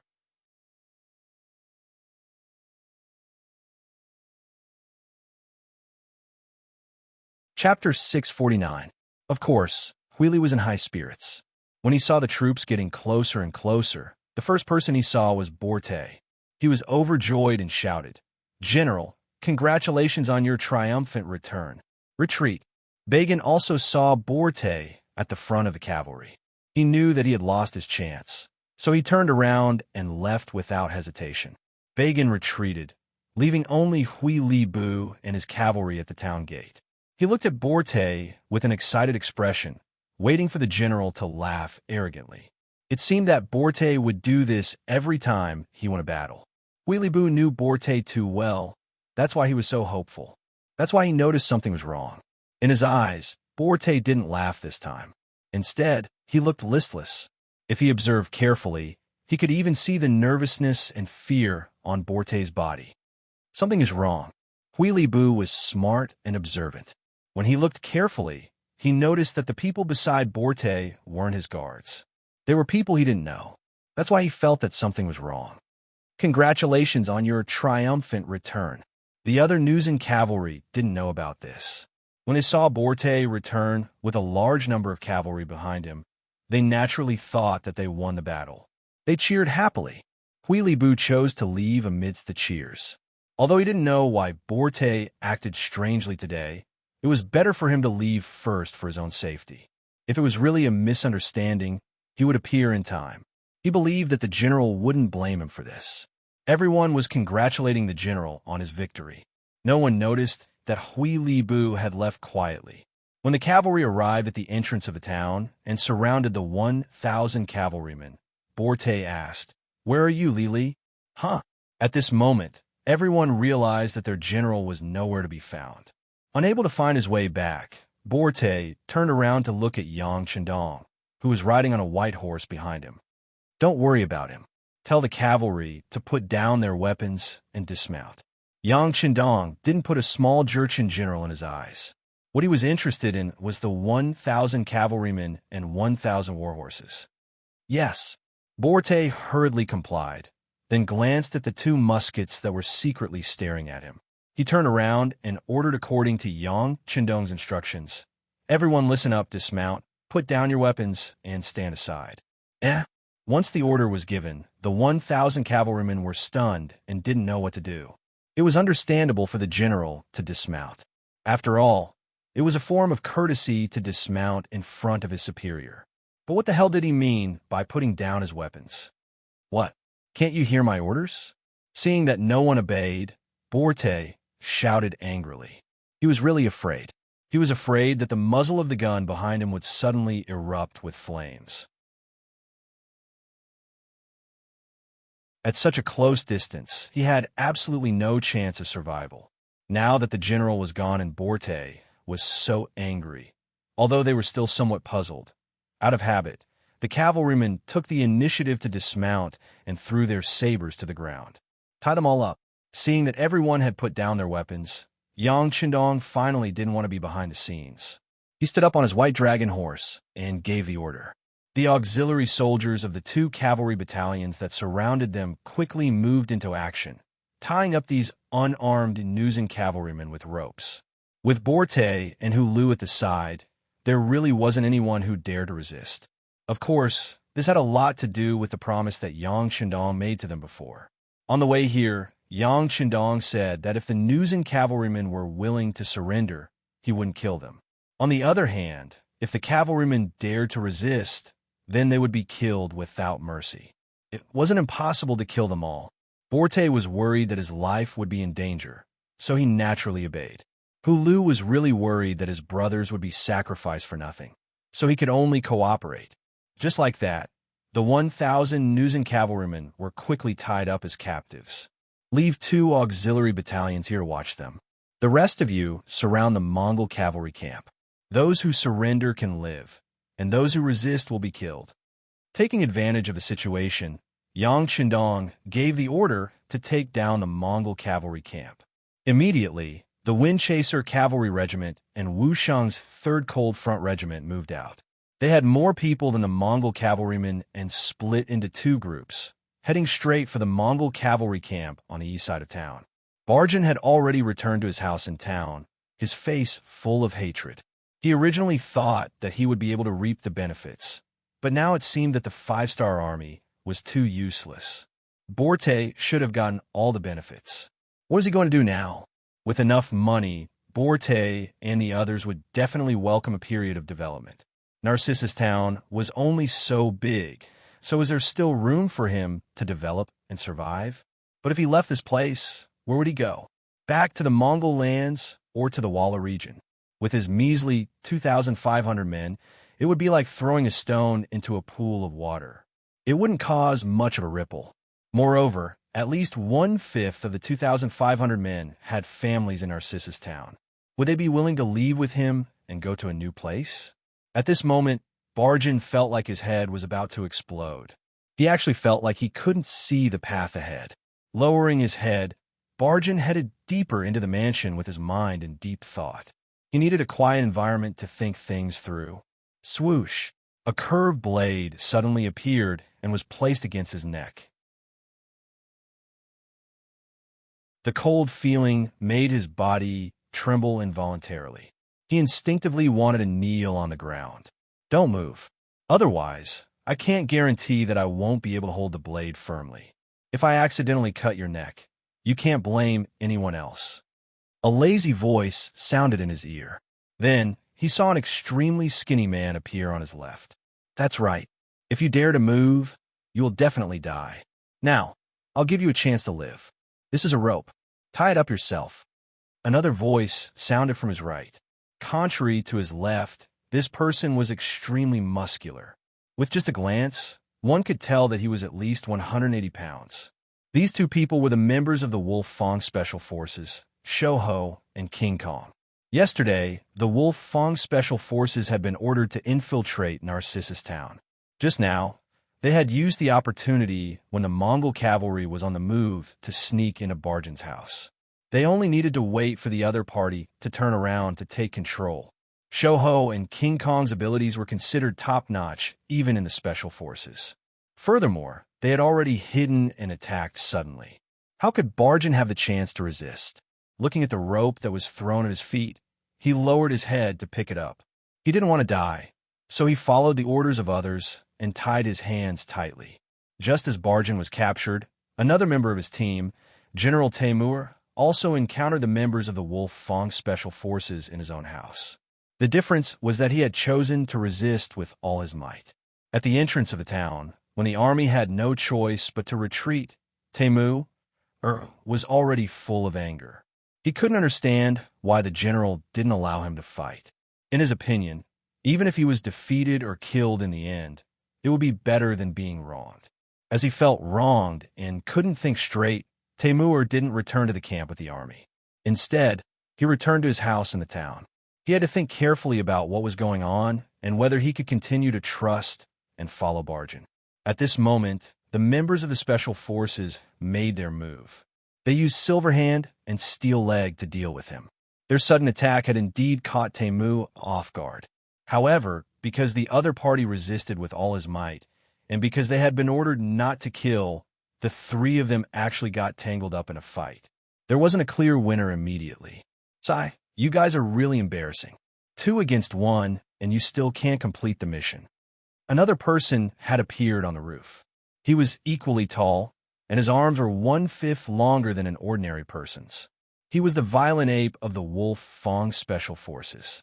In order to ensure that the mission was completed smoothly, the captain, Tai Hu, had arranged for reinforcements in every team to prevent accidents from happening. The violent ape was the reinforcements arranged for Silverhand and Steel Leg. They were actually being looked down upon. How could the two of them take this lying down? When they saw that Taimur was still resisting, they couldn't help but feel angry. After the two of them looked at each other, they decided to go all out. After all, the 6th young master's orders were not to kill or seriously injure anyone. Hence, it wouldn't be considered disobeying orders if they caused external injuries. Silverhand and Steel Leg became serious. Their hands and legs cooperated very well. Taimur soon couldn't hold on any longer. He was good at horseback fighting. It wasn't easy for him to hold on until now, when he was fighting on land and facing an expert. After bracing himself and exchanging a punch with Silverhand, Taimur, who was retreating quickly, revealed an opening under his feet. Steel Leg seized the opportunity and swept his long leg, knocking Taimur to the ground. Then, he took out a rope and tied Taimur up tightly. At this point, the 2 main generals of the Mongolian army were under control. They were brought to the entrance of the Mongolian army camp. Here, they saw Yang Qindong riding on a white dragon horse. Under his extraordinarily tall and handsome figure, he was wearing a red robe. Together with a red 5-star flag beside him, he gave off a dazzling feeling at first glance. At the same time, it naturally reflected Yang Qindong's lofty, grand, and noble aura. 6th young master, I've brought them. Tai Hu, the captain of the Wolf Fong Special Forces, gave a standard military salute and stepped aside, revealing Bagan and Taimur behind him. Yang Qindong only glanced at the two of them. He nodded lightly and said, I'll give you a chance. Persuade your cavalry to surrender.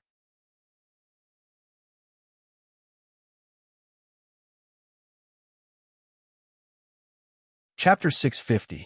He clearly needed their help, but now he was saying that he was giving them a chance. How could the prideful Bagan and Taimur accept it? After all, they were generals of an army. Why should I? After guessing Yang Qindong's intention, Bagan did not think that he was useless even though he was a prisoner. On the contrary, he wanted to raise conditions and benefits. You talk too much. Beta Persei, who was standing on his horse, snorted. Then, he strode forward with a large demon head blade in his hand. Judging from the model of the demon head blade, it was probably similar to the one used by executioners. As he approached step by step, Bagan, who was tied up, looked worse and worse. What are you doing? Let me tell you, I'm a Mongolian. If you dare to touch me, you'll be making an enemy out of Mongolia. The consequences will be, Just as he was halfway through his words, an extremely mournful scream rang out.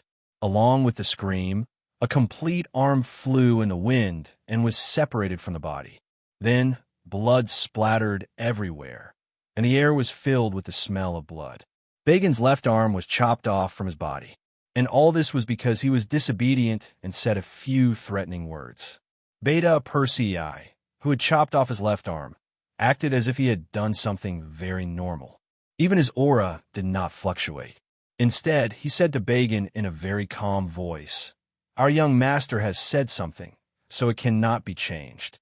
Anyone who dares to provoke and question him will end up like this." Yang Er's cold attitude frightened Bagan. Even though his entire body was in extreme pain and he felt like he would faint at any moment, he obediently shut his mouth and didn't dare to refute Yang Er's words. Yang Er's cold attitude frightened Bagan. Even though his entire body was in extreme pain and he felt like he would faint at any moment, he obediently shut his mouth and didn't dare to refute Yang Er. Yang Qindong saw everything that happened in front of him. He did not even look at Bagan. When Bagan did not even dare to wail, he continued, "All right, now go and persuade your subordinates to surrender." He spoke slowly, unhurriedly, as if he was having a normal conversation. However, both Ba Jin and Taimu remained silent. No one was an idiot. They knew that they were no match for him, yet they would still stand out and provoke him. Silence was a tacit agreement. Everyone followed Ba Jin and Taimu who were missing an arm and had bandages tied around their shoulders, towards the Mongol cavalry camp. Outside the gate of the military camp, the mercenary cavalry had already surrounded the place. Their guns and bows were ready to shoot, as if they would kill anyone who dared to resist. Within the military camp, the 2,500 Mongolian cavaliers also rode on their horses as if they were facing a great enemy. They held all sorts of weapons in their hands. They had just returned to the barracks. Many of them didn't even have time to take off their armor before the situation changed drastically. They were surrounded in the barracks. This would save them the time to put on their armor. However, the Mongolian cavalry did not even think about it. Since the 5-star army could suddenly appear, they would have the time to launch a surprise attack on the camp. But he didn't do that. Could there be a reason? Of course, there was a reason. Yang Qindong wanted to make more Mongolian cavaliers work for him. If they were to charge around like this, who knew how many people would die? These cavaliers could become the elite cavalry of the 5-star army in the future. It was best not to kill them if possible. This was the reason why they only surrounded and did not attack. The funny thing was that these Mongolian cavaliers thought that they had the power to resist and gather together. Fortunately, they were smart. At the very least, they were not stupid. They knew that they were surrounded and did not take the initiative to attack. If that was the case, even if Yang Qindong wanted to make them work for him, he would have to kill a bunch of them first as an example to others. Originally, both sides were still in a stalemate, and the situation was very tense. With the arrival of Ba Jin and Taimu, the atmosphere became even more tense. This was especially so when some of the cavaliers saw that their general, Ba Jin, had lost his left arm. Some of them could not help but curse. "They injured our general. Let him go. Let our general go. A bunch of cowards who only know how to launch sneak attacks. If you have the guts, fight me face to face. Let the general go and get out of Narcissus Town." There were all kinds of shouts, but the strange thing was that there were not many people shouting. If one were really count, there were only about 100 people. In a camp of more than 2,000 cavaliers, there were only about 100 people shouting. The others were just watching without making a sound. Was this not strange? Of course, it was strange. Yang Qindong was originally looking at the scene in front of him cautiously. He was thinking about how to get out of this situation. However, when he saw the scene in front of him, the corner of his mouth curled up and he smiled. No matter how others saw it, he finally understood that Ba Jin, as a general, did not have the hearts of his men. This could be seen from the shouts. Why would Yang Qindong make such a statement? Because he put himself in Ba Jin's shoes. If he was the one who was captured by the enemy, his men would definitely shout in unison. Even if he did not say that every one of them would shout, he was confident that 50 to 60% of them would shout. This was the hearts of his men. When a general had the hearts of his men, His every move would naturally attract the attention of the soldiers. If he was in any danger, everyone would do their best to help him. Even if they knew that they would be courting death, no one would back down. On the other hand, a general who did not have the hearts of his men could rely on his status to suppress others when nothing happened to him. However, if something happened to him, not only would no one save him, they would even want him to die. After having such thoughts in his heart, Yang Shindong did not act immediately. Instead, his gaze fell on Taimur.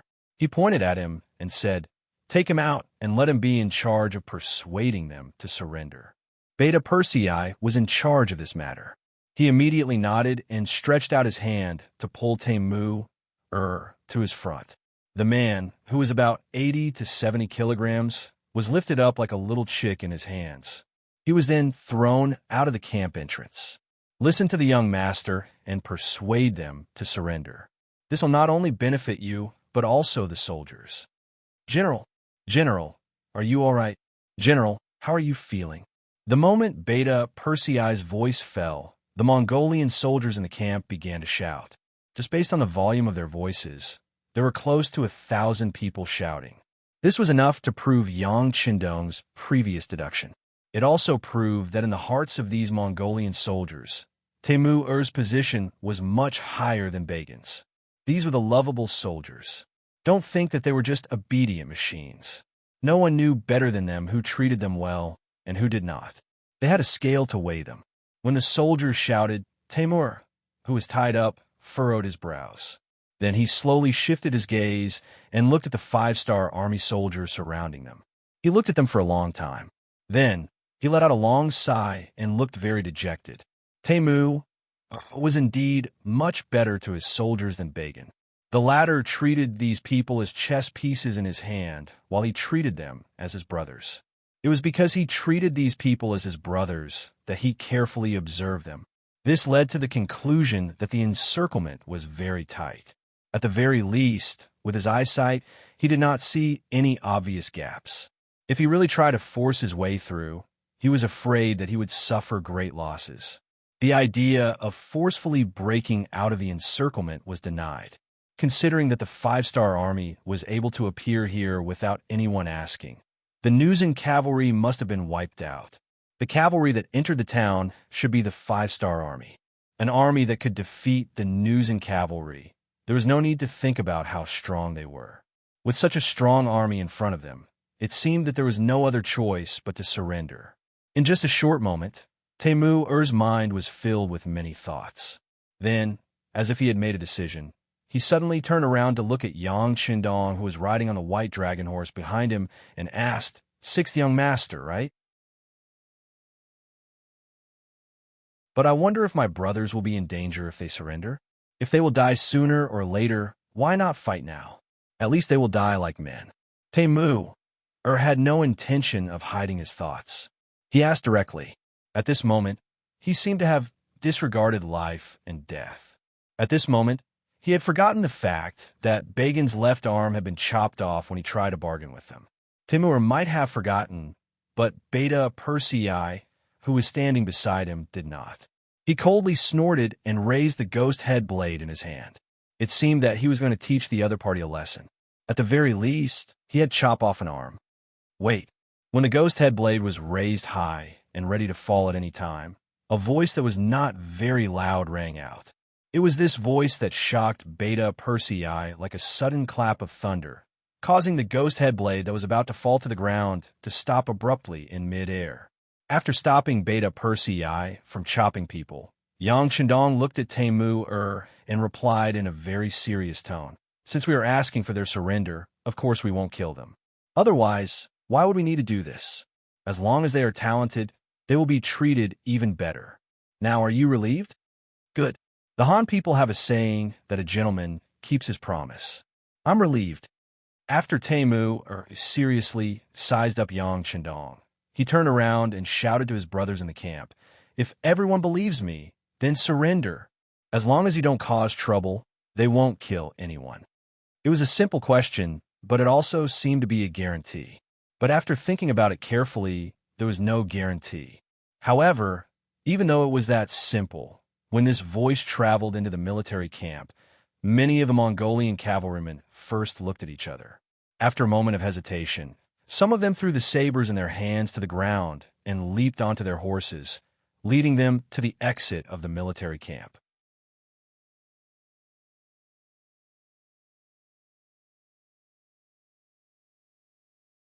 Chapter 651.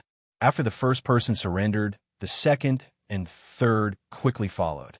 Following that, batches of Mongolian cavalrymen threw down their weapons and dismounted from their horses to surrender.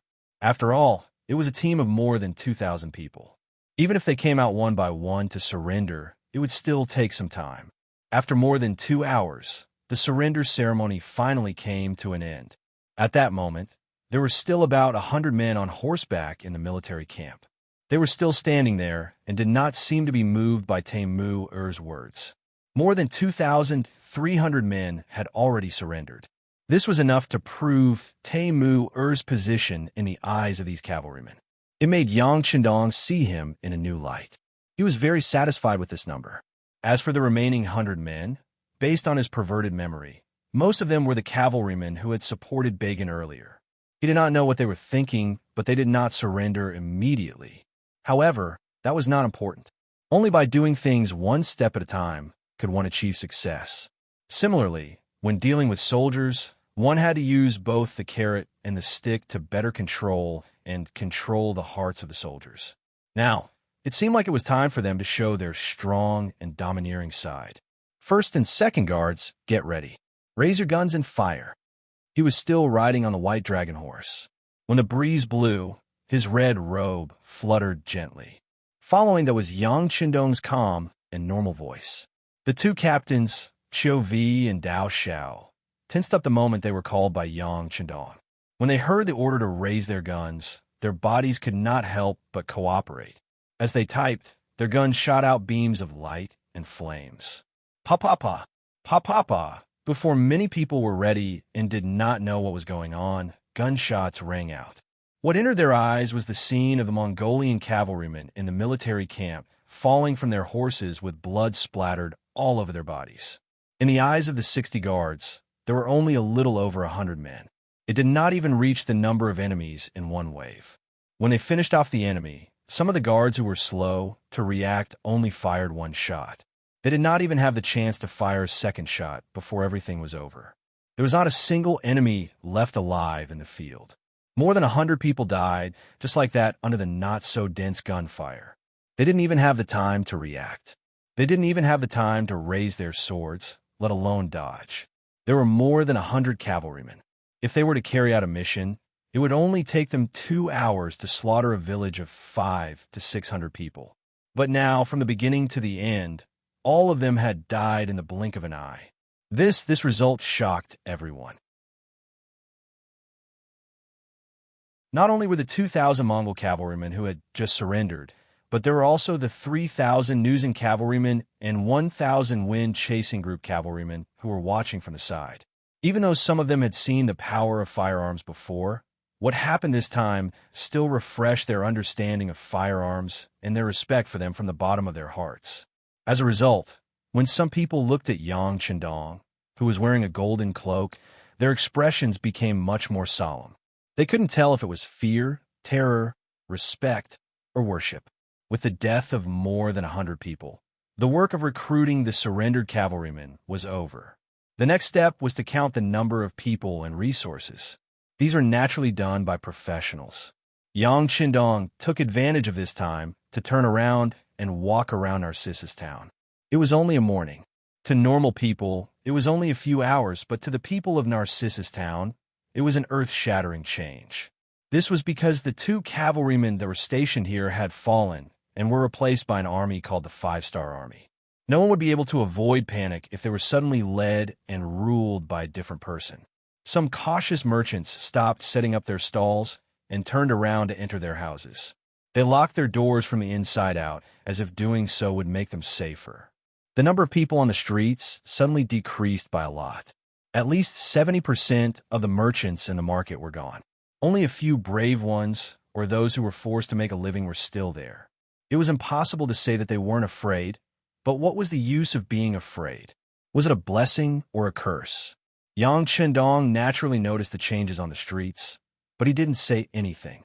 On the other hand, Tiger's Mane, who was following beside him, said anxiously, "Young master, I'll get the soldiers to call the people out to welcome the young master." In Tiger's Mane's heart, Yang Chendong was heaven and earth. When heaven and earth appeared, naturally, the people would line the streets to welcome it. What was going on now that they were all hiding and disturbing the young master's elegance? Could these people bear the consequences? After following him for so long, how could Tiger's Mane's thoughts escape Yang Chendong's eyes? He smiled and shook his head. There's no need for that. The people don't come out because they don't understand us. Once they know our policies, they'll come out on their own. For now, let's go to the market and see if there's anything new. With a face full of confidence, Yang Chendong stopped Tiger's Mane from using military means to call for people. He walked casually and headed towards the market in the town. In an environment where the Biming army was everywhere, there was an independent town that didn't obey the rules and had a population of more than 50,000. All of this attracted Yang Chendong's attention. He wanted to see what was the reason for this. Yang Chendong's group didn't move quickly, but they still arrived at the market after a quarter of an hour. Although it was called a market, it was actually the center of the town, a crossroad. Because the location here was very good, it was not far from any place in the town. Slowly, a certain flow of people formed here. Slowly, the embryonic form of a market was formed, and it became the most prosperous place in the town. Not knowing what the five-star army was going to do next, many merchants fled back to their houses in fear. If it wasn't for the fact that the roads leading to the outside of the town were blocked, who knows how many people would have fled with their families. But after all, it was a town with a population of 50,000. It could be called a small city anywhere. With such a large population, even if 70% of the merchants had left, this place was still very lively compared to other places. When Yang Chendong and his group appeared here, they naturally attracted everyone's attention. And when he looked back, those people turned their heads away one after another, as if they had never seen him before. The people were just curious and didn't have any intention to target him. Tiger's Mane and Beta Persei naturally couldn't blame them. In addition, the young master seemed to be very curious about this place. He had already walked to a stall and chatted with the merchant there, so they didn't dare to disturb him. The stall that Yang Chendong walked to was specialized in selling warhorse pedals. There were two of them on the table, and one of them was somewhat damaged. The traces of repair were very obvious. The stall owner was a dark-skinned, middle-aged man in his 30s. When he saw Yang Chendong walking towards him, it was obvious that his body trembled, but he quickly calmed down. Although his breathing was still heavy, he was already doing well. Horse pedals. Yang Chendong walked to the stall, glanced at the stall that was only about half a meter long, then looked at the things placed on it and asked aloud, "Yes, General." The middle-aged man cupped his fist, his expression extremely dignified and serious. Of course, whether this was because he was nervous or because he was used to dealing with people like this, only he himself knew. "You also know how to repair horse pedals?" Yang Chendong asked again, then picked up the horse pedals with serious repair marks. After looking at it carefully, he nodded. "Not bad. Your craftsmanship is very exquisite." After being praised and talking about his profession, the middle-aged man's nervousness subsided a lot. A smile appeared on his face, and he even said with a proud tone, "Of course, General, you can go and ask around. Who doesn't know about my wuhua's skills? The horse pedals that I repair are no different from new ones. They're the most durable. Well, it looks good." Yang Chendong's interest was piqued. He casually sat down on a wooden stool in front of the stall. Then he fished out a pack of cigarettes with the word "War God" written on it from his bosom. He took out 2 cigarettes, one in his mouth and the other in front of Wu Hua. Cigarettes were manufactured by Yang Chendong during the New Year in Crimson City. Earlier, he arranged for people to plant a certain amount of tobacco on the land in Xi'an City, then took out the finished products from the warehouse and provided some methods to make cigarettes. In the end, the first batch of artificial cigarettes was produced. Although the quality was not as good as the machine-made cigarettes in the future, the taste was not bad. In a previous life, Yang Dong would play any role in order to complete all kinds of missions. Smoking was a common occurrence, but he was not addicted to it. Later on, when he entered the logistics line due to injury, he picked up this habit again. This time, after the production was finally completed, he habitually carried cigarettes with him. Although he would not always take them out to smoke, occasionally when he was thinking about something, it still felt good to take one out. Of course, at this time, cigarettes had become another weapon produced by Qian City. Just like the Cuban cigars in the future, the price was expensive and could be considered a luxury item. But no matter the price, once this thing appeared, it became a hot commodity. As more and more people smoked it, they felt that it was very good and trustworthy. The sales of this thing would continue to increase. Just this alone could bring about an enviable profit.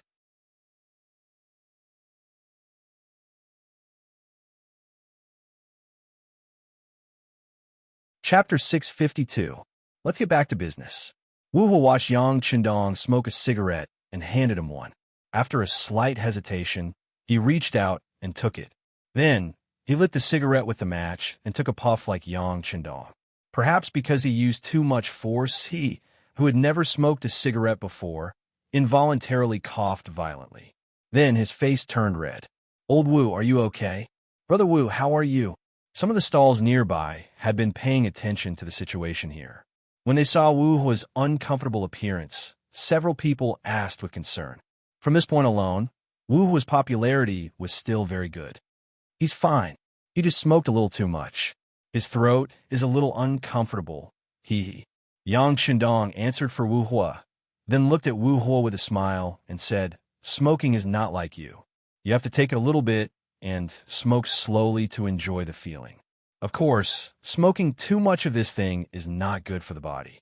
After a few loud coughs, Wu Hua, who had already adapted, followed Yang Qindong and took a puff gently. Then he closed his mouth and exhaled 2 puffs of smoke from his nose. He laughed. "Well, this thing is good. It's a bit strong and interesting. It's something that belongs to men."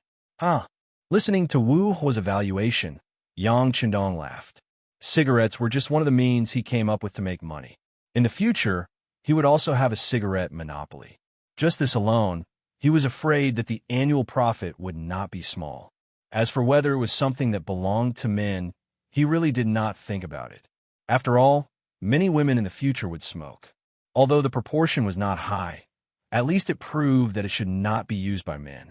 With cigarettes as a bridge, Wu Hua wasn't as restrained in front of Yang Qindong as before. When the two chatted, they were like old friends. They didn't hide anything from each other, but as long as it wasn't a secret, they could share it together. This was probably where the charm of cigarettes lay. It could allow two strangers to quickly get closer to each other. With the help of the cigarette, Yang Qindong found out. Wu Hua was a native of the Great Ming Dynasty. His ancestors had served as soldiers in New Er's Department of Personnel, so he was a standard soldier. However, it was too tiring to be a military carver in the Great Ming Dynasty. Regardless of whether you were suitable or not, a boy born from a military family would be a soldier from the moment he was born. Unless the girl had outstanding looks, she would most likely be married into a military family. It was as if he was unwilling to accept this fate. After scheming for a long time, Wu Hua's father escaped from the city guard institution and came to Narcissus town. He gave birth to Wu Hua there, and the old man was no longer alive. Wu Hua was already 32 years old and had gotten used to the life here. Oh. Did Water Immortal Town exist more than 30 years ago? Yang Qindong asked with interest. Yes, it was here more than 30 years ago, but it wasn't called a town back then. It was called Narcissus Village. Because it was close to the Songhua River, people could make a living by fishing in the summer. There were also many large forests nearby, so they could mainly hunt in the winter. As long as people weren't lazy, they could survive. More and more people came here. With a cigarette, Wu Hua seemed to have become a chatterbox. He would answer whatever Yang Qindong asked. He was also very talkative and said things that Yang Qindong didn't have the time to ask, but he wanted to know more. For example, Yang Qindong understood the drawbacks of being a soldier. Regardless of whether you were willing or not, your birth represented everything. Wu's father was born with a passion for blacksmithing, but he didn't become a craftsman. Instead, he became a soldier. As a result, Wu Hua inherited this trait of his father's and started working as a mechanic. For example, the various city guard institutions in New Er's city guard institution were already being paid without paying. In fact, some of the city guard institutions didn't have that many soldiers. In order to get more money from the imperial court, the generals deliberately came up with this method. For example, Narcissus Town was very poor. It was so poor that many people couldn't even fill their stomachs. The most common food on the table was fish soup, but people would get sick of eating it every day. Moreover, after so many years, it was impossible to fish by the river for a good harvest. One had to go deep into the river, and that required a certain level of skill. For example, there were still many young people in Narcissus Town. Due to the pressure, many of them had been practicing martial arts and horsemanship since they were young. They were afraid that one day, someone would threaten them. That way, they wouldn't need to kill the enemy, but at least they could protect themselves. For example, after chatting with Wu Hua for more than 2 hours, some of the small merchants in the surrounding area gathered their courage and joined them. Yang Qindong had to pay the price by giving each person a cigarette. Many of the people who were curious before had their cravings. From these people, Narcissus Town became more three-dimensional. Yang Qindong finally understood why a town of 50,000 people could survive the Biming army's encirclement and remain unscathed. There was only one reason. They were too poor. They were so poor that even the Biming army wouldn't come here to harvest grain. They were so poor that most of the young men who were born here couldn't find wives from other places. They were so poor that they would work for others as long as they were given some money. They were so poor that there were benefits to being poor.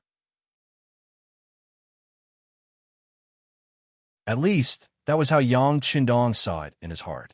Because he was poor, it was easier and more convenient to persuade some useful people to work for him. Because he was poor, he only needed to pay a small price to do a lot of things. He also asked Wu Hua about the opinions of the townspeople towards the Nuzan cavalry and the Mongol cavalry. Wu Hua was in charge of speaking, and the others added on. They talked about the 2 cavalry units. Regardless of whether it was the Nuzan cavalry or the Mongol cavalry, they weren't really made up of Nuzan and Mongol people. Many of them were originally from Narcissus Town. Because of that, they rarely bullied the townspeople because they wouldn't be supported by the cavalry. It was also because both sides had local civilians joining in that even though the Nuzan cavalry were strong, they did not really fight with the weaker Mongol cavalry. After all, the soldiers below were all their own people and many of them grew up together. If they were to let them fight amongst themselves, the effect would not be too good. Although they couldn't bully the townspeople openly, the 2 cavalry units had done a lot of things to oppress the townspeople in secret. For example, the salary of a cavalry unit wasn't very high, and it was only enough to fill their stomachs.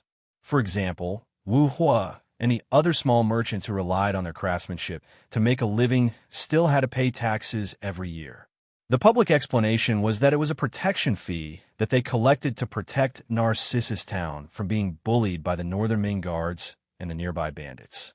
Yes, it wasn't a lot of money. However, to Wu Hua and the others who lived at the bottom of society, even a coin of money was still money. It could save their lives in a critical moment. The more Yang Qindong listened, the brighter his eyes became. From what he understood, he already had a rough plan in his heart.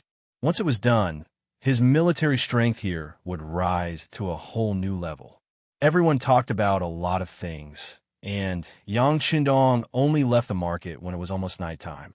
Out of gratitude, everyone who chatted with him today received a piece of fat meat and 5 taels of silver. That was a big piece of fat meat that weighed at least 3 caddies and 5 taels of silver. They could save it for when they went to the nearby Biming towns to buy what they needed. This made Wu Hua and the others extremely touched.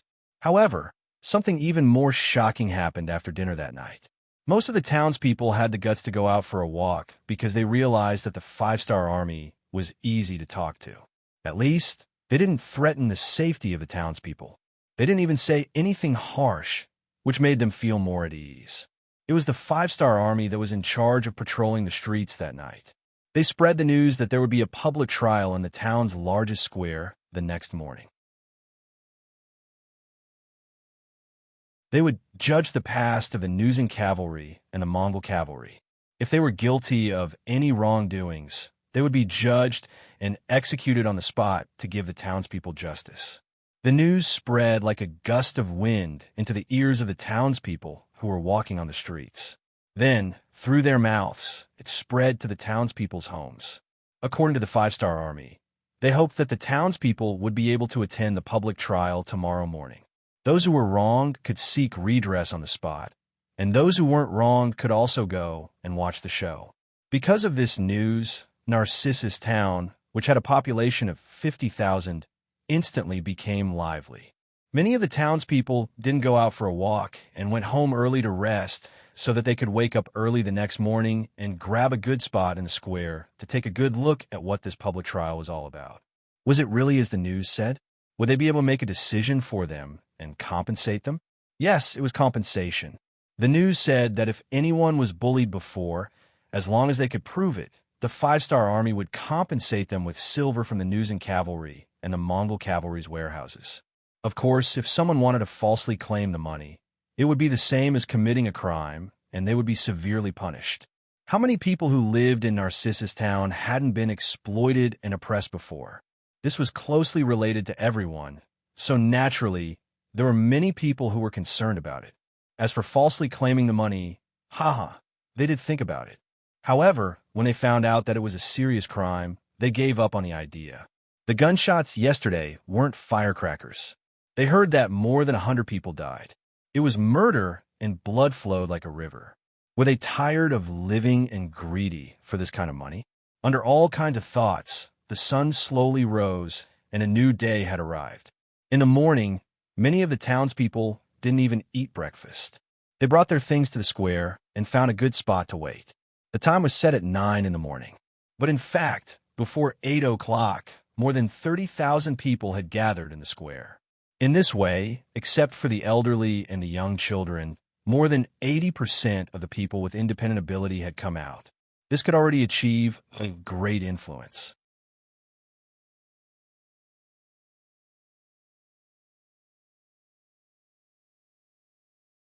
Chapter 653.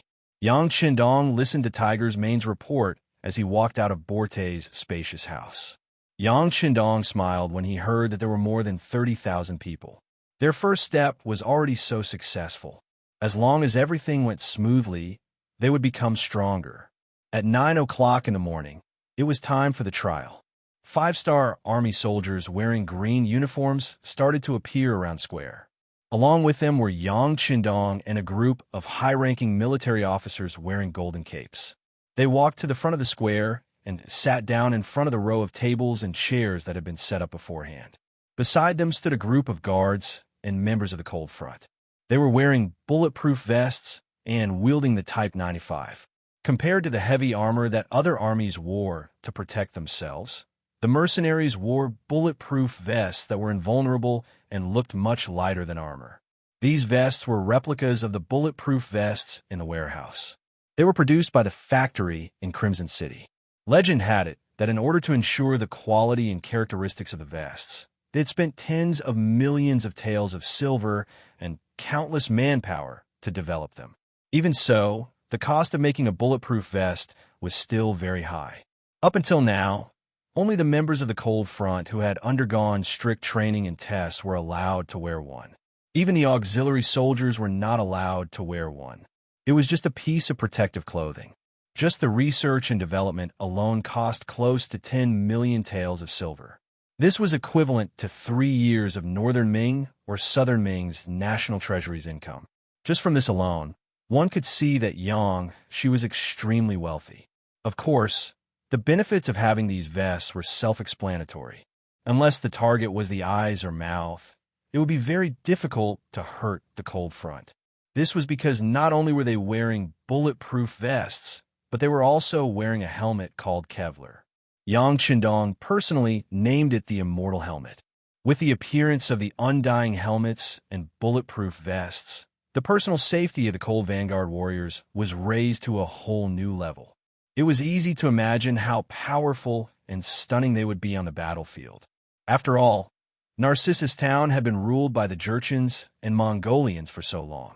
No one could be sure that there were no extremists in the town. This highlighted the importance of the guards and the cold front, not to mention the existence of the sixth young master. His safety would always be Yang Xie's #1 priority. It would not be too much to arrange for many people to appear on both sides.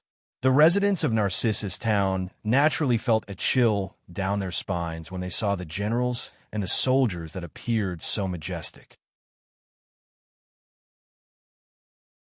Although these people looked calm and did not show any intention of threatening their safety, they still felt a natural chill in the air wherever they sat.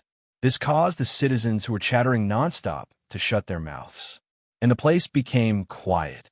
Chen Bo, the political commissar of the 3rd Regiment who was ordered to host the meeting, saw this silence and was naturally very satisfied. Using this opportunity, he held a simple megaphone and shouted, "I hereby announce the start of the public trial. The first item is to fire a shot to salute the citizens of Narcissus Town who were murdered or wronged. May their souls be at peace after today's meeting. All musketeers, listen up. Fire 3 times. Fire. Bang, bang, bang, bang." A company of cold front soldiers stood at the side of the square.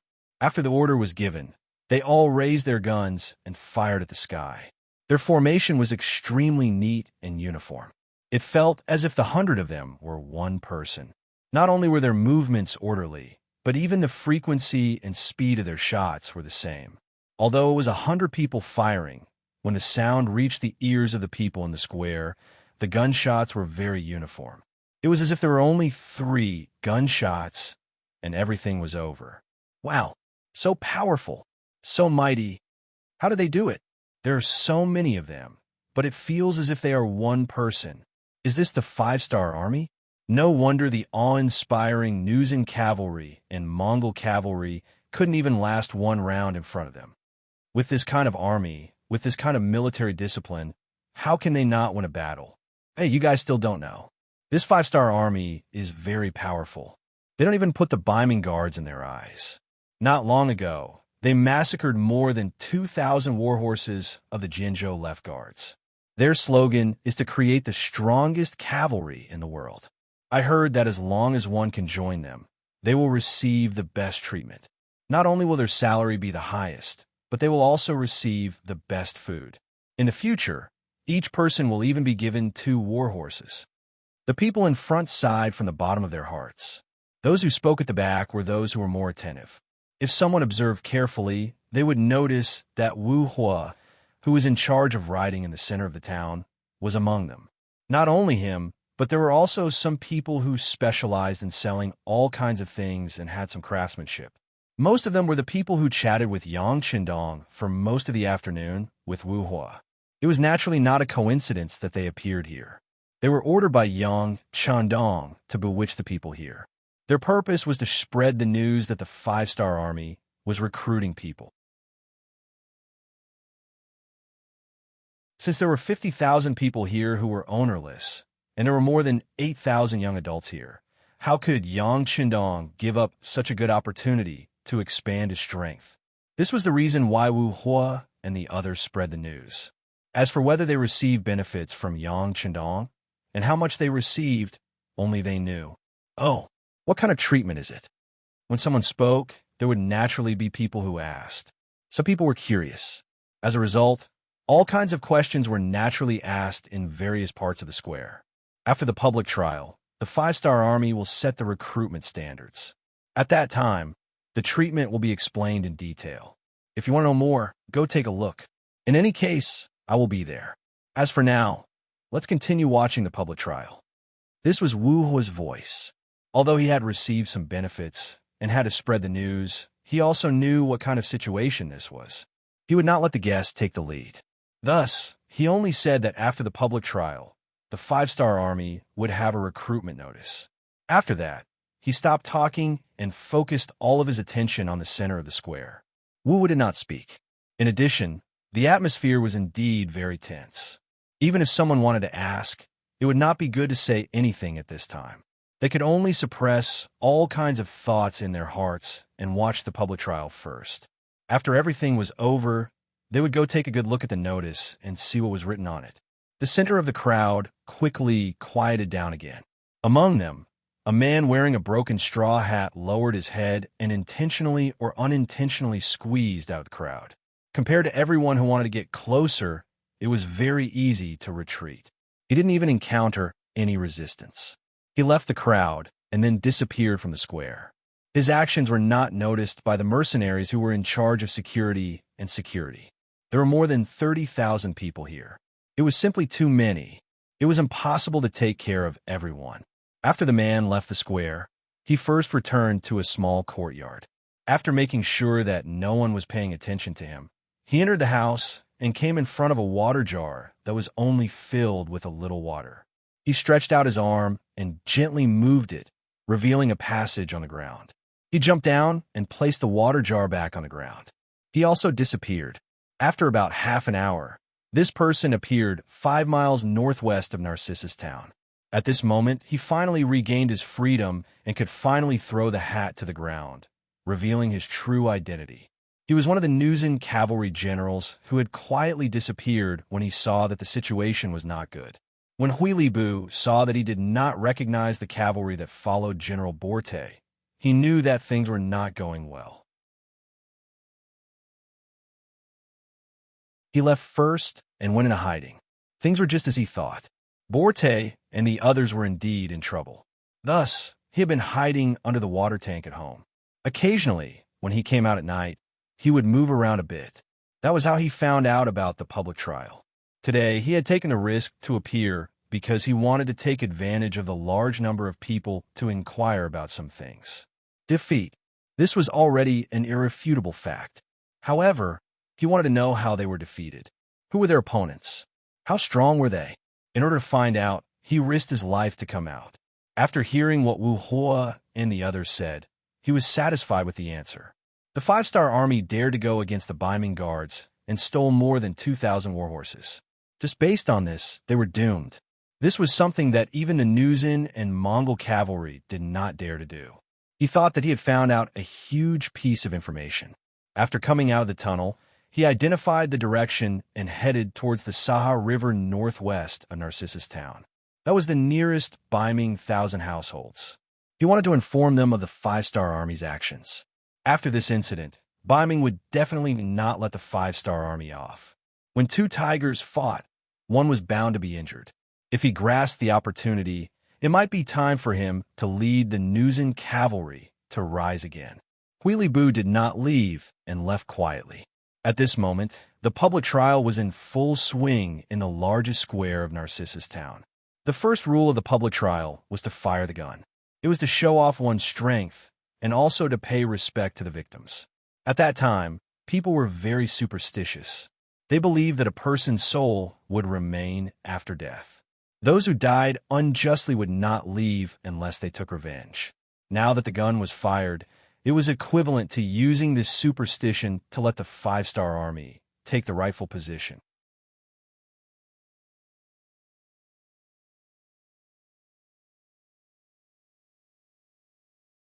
Chapter 654.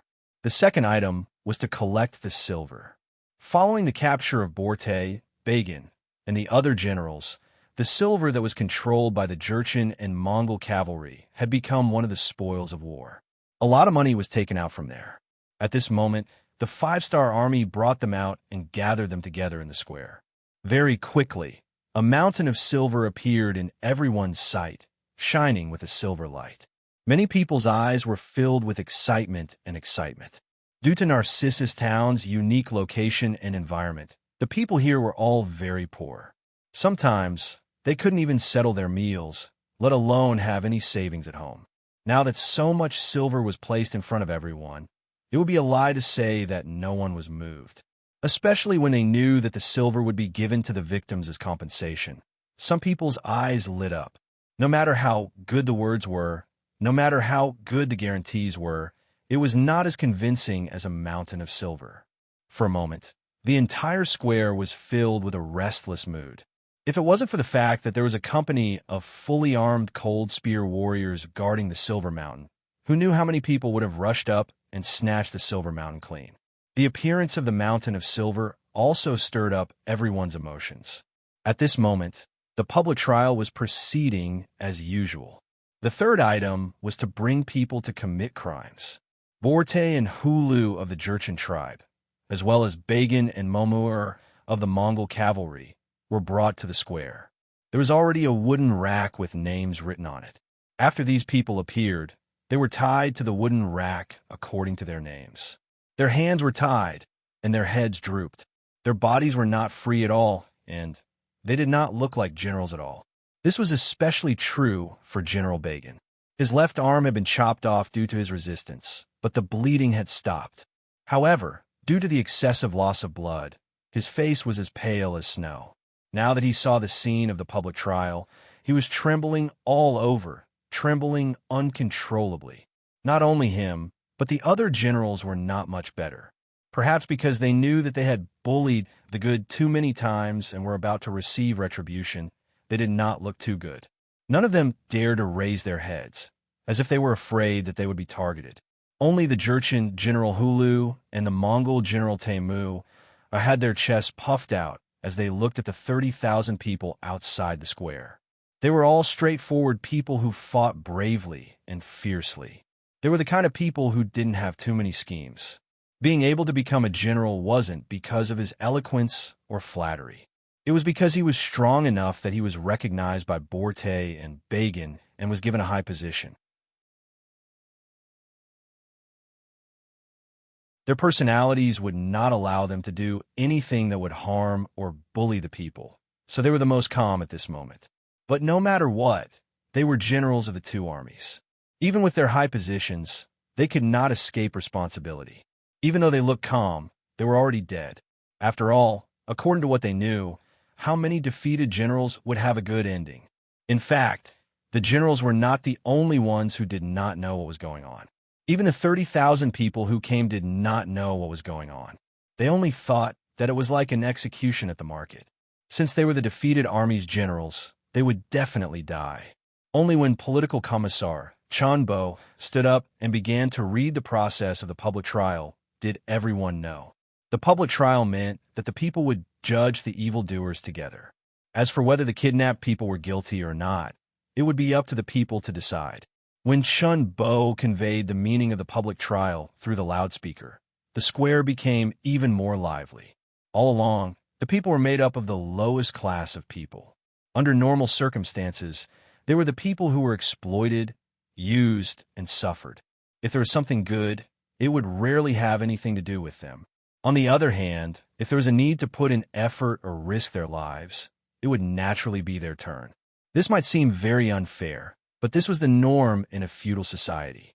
For thousands of years, the people had become accustomed to it. On the contrary, there would occasionally be one or two officials who would plead for the people. They would be seen as honest officials, and things like giving people umbrellas and so on would happen again and again.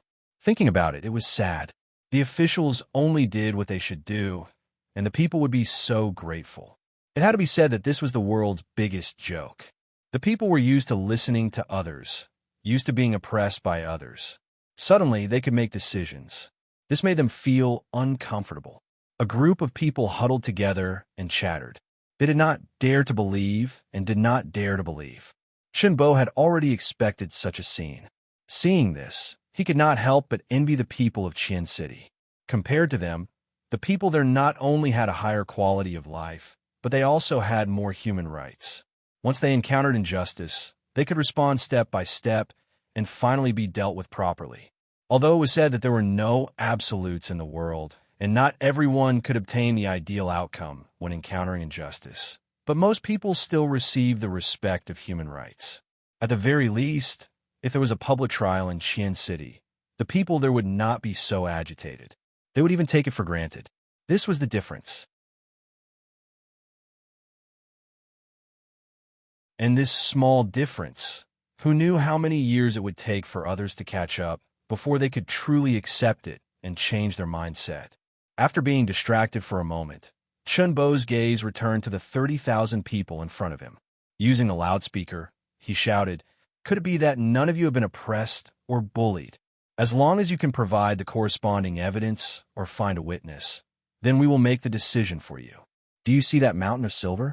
As long as what you say is the truth, the silver there will become compensation and fall into your hands. Now, I invite those who have been wronged to step forward and tell our staff about the injustice that happened to you. Believe in us. Believe in yourselves. Justice is in the hearts of the people." In any case, Chunbo was the political commissar of the 3rd Regiment. During this period, he had read many books and learned many things. Now that it was finally time to put it to good use, he immediately used his glib tongue and tried his best to bewitch the people with words.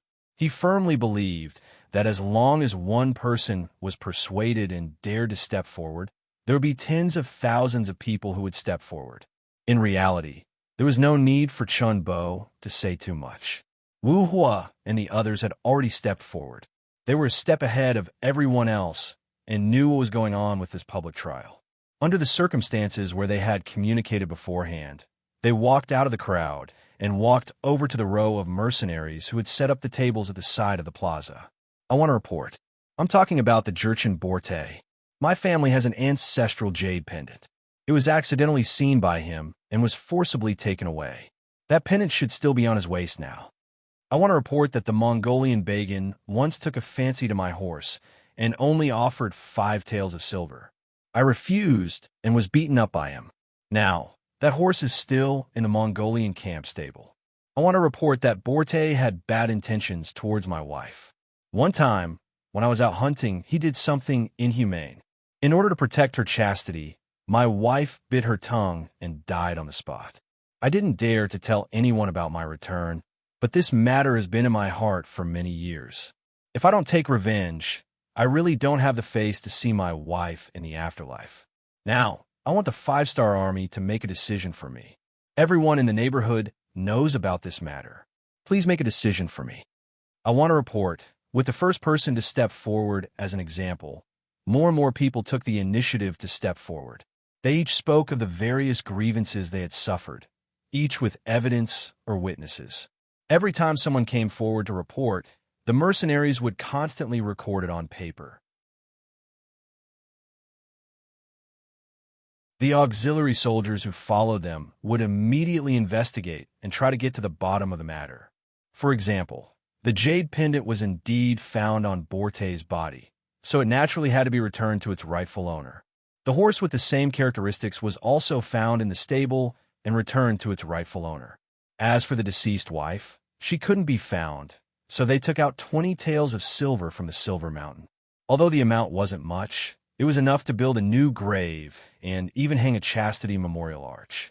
As more and more people came forward to report the crimes of Borte, Bagan, and the others were reported to the world one by one. More and more people came forward to report. On the other hand, Hulu and Temu were rarely prosecuted. Although there were some people who came forward to say that the two of them had done something wrong, there was insufficient evidence after investigation. There was even one who was clearly falsely accusing them and wanted to take the opportunity to gain benefits. After being investigated, the commoner was severely warned by the mercenaries. When the forest was big, there were all kinds of birds. Although the commoners were at the bottom of the social ladder, there were still some who wanted to use this opportunity to make a fortune. Yang Shandong had already thought of this. Once such people were discovered, it was natural for him to give them a warning. If it wasn't for the fact that these people weren't under his rule, they would have been punished for their actions. The public hearing went smoothly. Most of the commoners who came forward to sue had evidence and reason. Plus, the incident happened in Narcissus Town, so the investigation wasn't too complicated. Even so, it still took them 3 days to finish listening to all the pleadings of the citizens. This was because there were more than 100 staff members in charge of reception and 4 battalions of auxiliary soldiers working together. Otherwise, it would have taken even longer.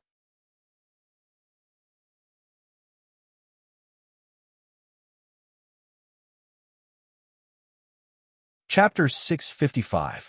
3 days later, the silver disappeared. It was all given out as compensation. The five-star army had truly become a protective force that cared for the citizens of Narcissus Town. On the same morning, the final item of the joint trial, the sentencing, it officially began. Chunbo was still the one presiding over the meeting. In his hand, he held a statistical report of the 3 days since the public trial. Using a loudspeaker, he read it out loud. Borte was indicted for 17,832 crimes. After verification, he was found to have been an accomplice for 17,725 crimes. Due to his heinous crimes, he was sentenced to the punishment of death by 1,000 cuts. Bagan was indicted for 15,347 crimes. After verification, he was found to have been an accomplice for 14,628 crimes. Due to his heinous crimes, he was sentenced to the punishment of death by 1,000 cuts. Centurion Zhang Maoshu was indicted for. The loud and clear voice kept ringing in the air above the square. The people whose names were called had a look of despair on their faces. At that moment, even death had become a kind of happiness because they still had to go through thousands of cuts before they could close their eyes and die. As the crimes were read out, the first cry was heard in the square. Then, more and more cries were heard. These were the spontaneous cries of the people who had suffered, and been wronged. Originally, they thought that they would never be able to get justice for the injustice that happened to them. However, the five-star army came and helped them solve everything. At this moment, in their hearts, the five-star army was like their parents who had given them a new lease of life. At this moment, they were probably willing to do anything that was asked of them. Of course, not all generals were sentenced to death. For example, Hulu and Taimucheng were special cases. The only reason they were sentenced to death was because they had beaten and scolded the soldiers under them. It was also because they expected better from the soldiers, so it wasn't considered a crime at all. Even though Yang Qindong didn't advocate corporal punishment, there were still some recruits who liked it. It was useless to reason with such people. Sometimes, the effect of a kick was better than 1,000 words of warning and education. Therefore, even in Yang Xie's army, as long as it wasn't targeted and the veterans didn't make things difficult for the new recruits, the higher-ups would tacitly approve of some corporal punishment. Of course, the prerequisite was that the person couldn't be crippled. If that was the case, all the officers involved would be implicated. It was precisely because Lu and Taimu didn't commit any serious mistakes that they, as defeated generals, were only given 3 lashes each. This was the same as overlooking the fact that they had beaten the soldiers.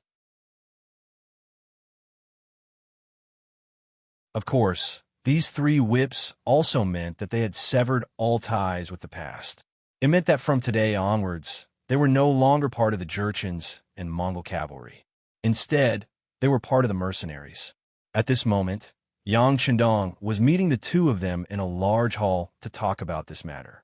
Over the past 3 to 4 days, although the 2 generals would be tied up and sent to the square early in the morning, they still understood what the mercenaries were like. This was a quality that a general must have, which was to be good at observation. It was precisely because of what they saw and observed that they admired the mercenaries from the bottom of their hearts. In their opinion, if their side had achieved such a great victory, it would have been impossible for them to enter Narcissus Town without disturbing or bullying the citizens. Not to mention, over the past 3 to 4 days, not only did the mercenaries not harm a single civilian, they even went into the homes of the civilians after training to chop firewood, fetch water, and do other things within their capabilities. This kind of army had never appeared since ancient times. It was precisely because of this that they quickly won the hearts of the people of Narcissus Town. As a result, many people were thinking that it would be best if the five-star army stayed here forever and never left. Being personally received by Yang Qindong already proved the value of the 2 generals. Originally, the 2 of them didn't like some of Borte's and Bagan's methods. Now that the 2 of them were still being tortured in the square, death was inevitable and there would be a painful process. So, where should the 2 of them go from here? Yang Qindong's appearance expressed his intention to recruit them. With sincerity, the 2 generals only hesitated for a moment before kneeling down and calling him the sixth young master. This meant that from this moment onwards, they had completely joined the mercenaries' camp. Whether it was Ulu or Temu, they were both quite strong. However, they were only not bad. It would be a lie to say that they were military geniuses. The reason why Yang Shindong was willing to come was because of their understanding of the local situation and their role as role models among the Jurchens and Mongol cavalry. This time, they had captured 7,000 captives. Among them, there were 3,500 Jurchens and 2,500 Mongol cavalry. These were all people who dealt with war horses all year round. These soldiers only needed a little training before they could go on the battlefield. Naturally, the more such soldiers, the better. Not only these 7,000 captives, Yang Shindong also had no intention of letting the 8,000-strong men in Narcissus Town go. If possible, of course, he wanted to recruit them as subordinates. The more the better.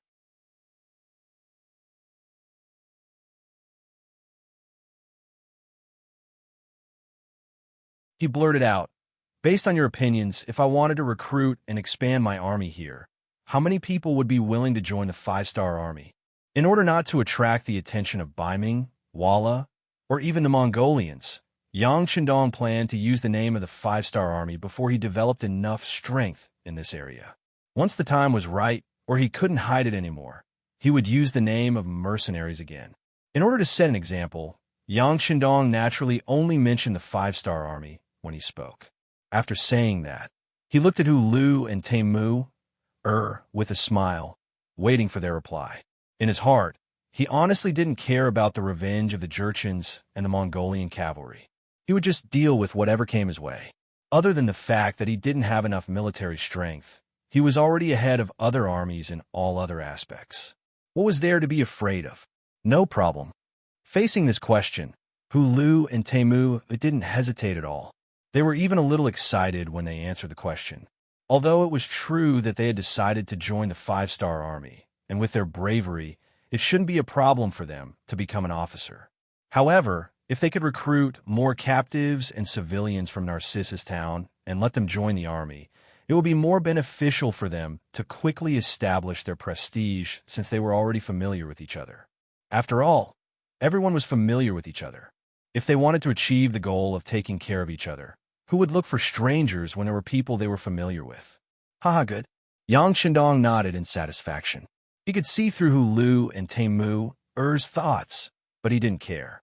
As long as these thoughts didn't affect the overall situation, he would allow them to exist. Since that's the case, I'll have to trouble the two of you to cooperate with Commander Wu Sheng, Political Commissar Chun Bo, and Commander Zhue Feng in recruiting soldiers. You're tuning in to the Romance Rendezvous YouTube channel. We're so grateful for your support, and don't forget to subscribe to join us on this incredible journey through captivating stories. Your generosity through donations truly makes a world of difference, as it's the primary source of revenue that allows me to expand and enhance this channel for you. Thank you from the bottom of my heart for being a part of this adventure.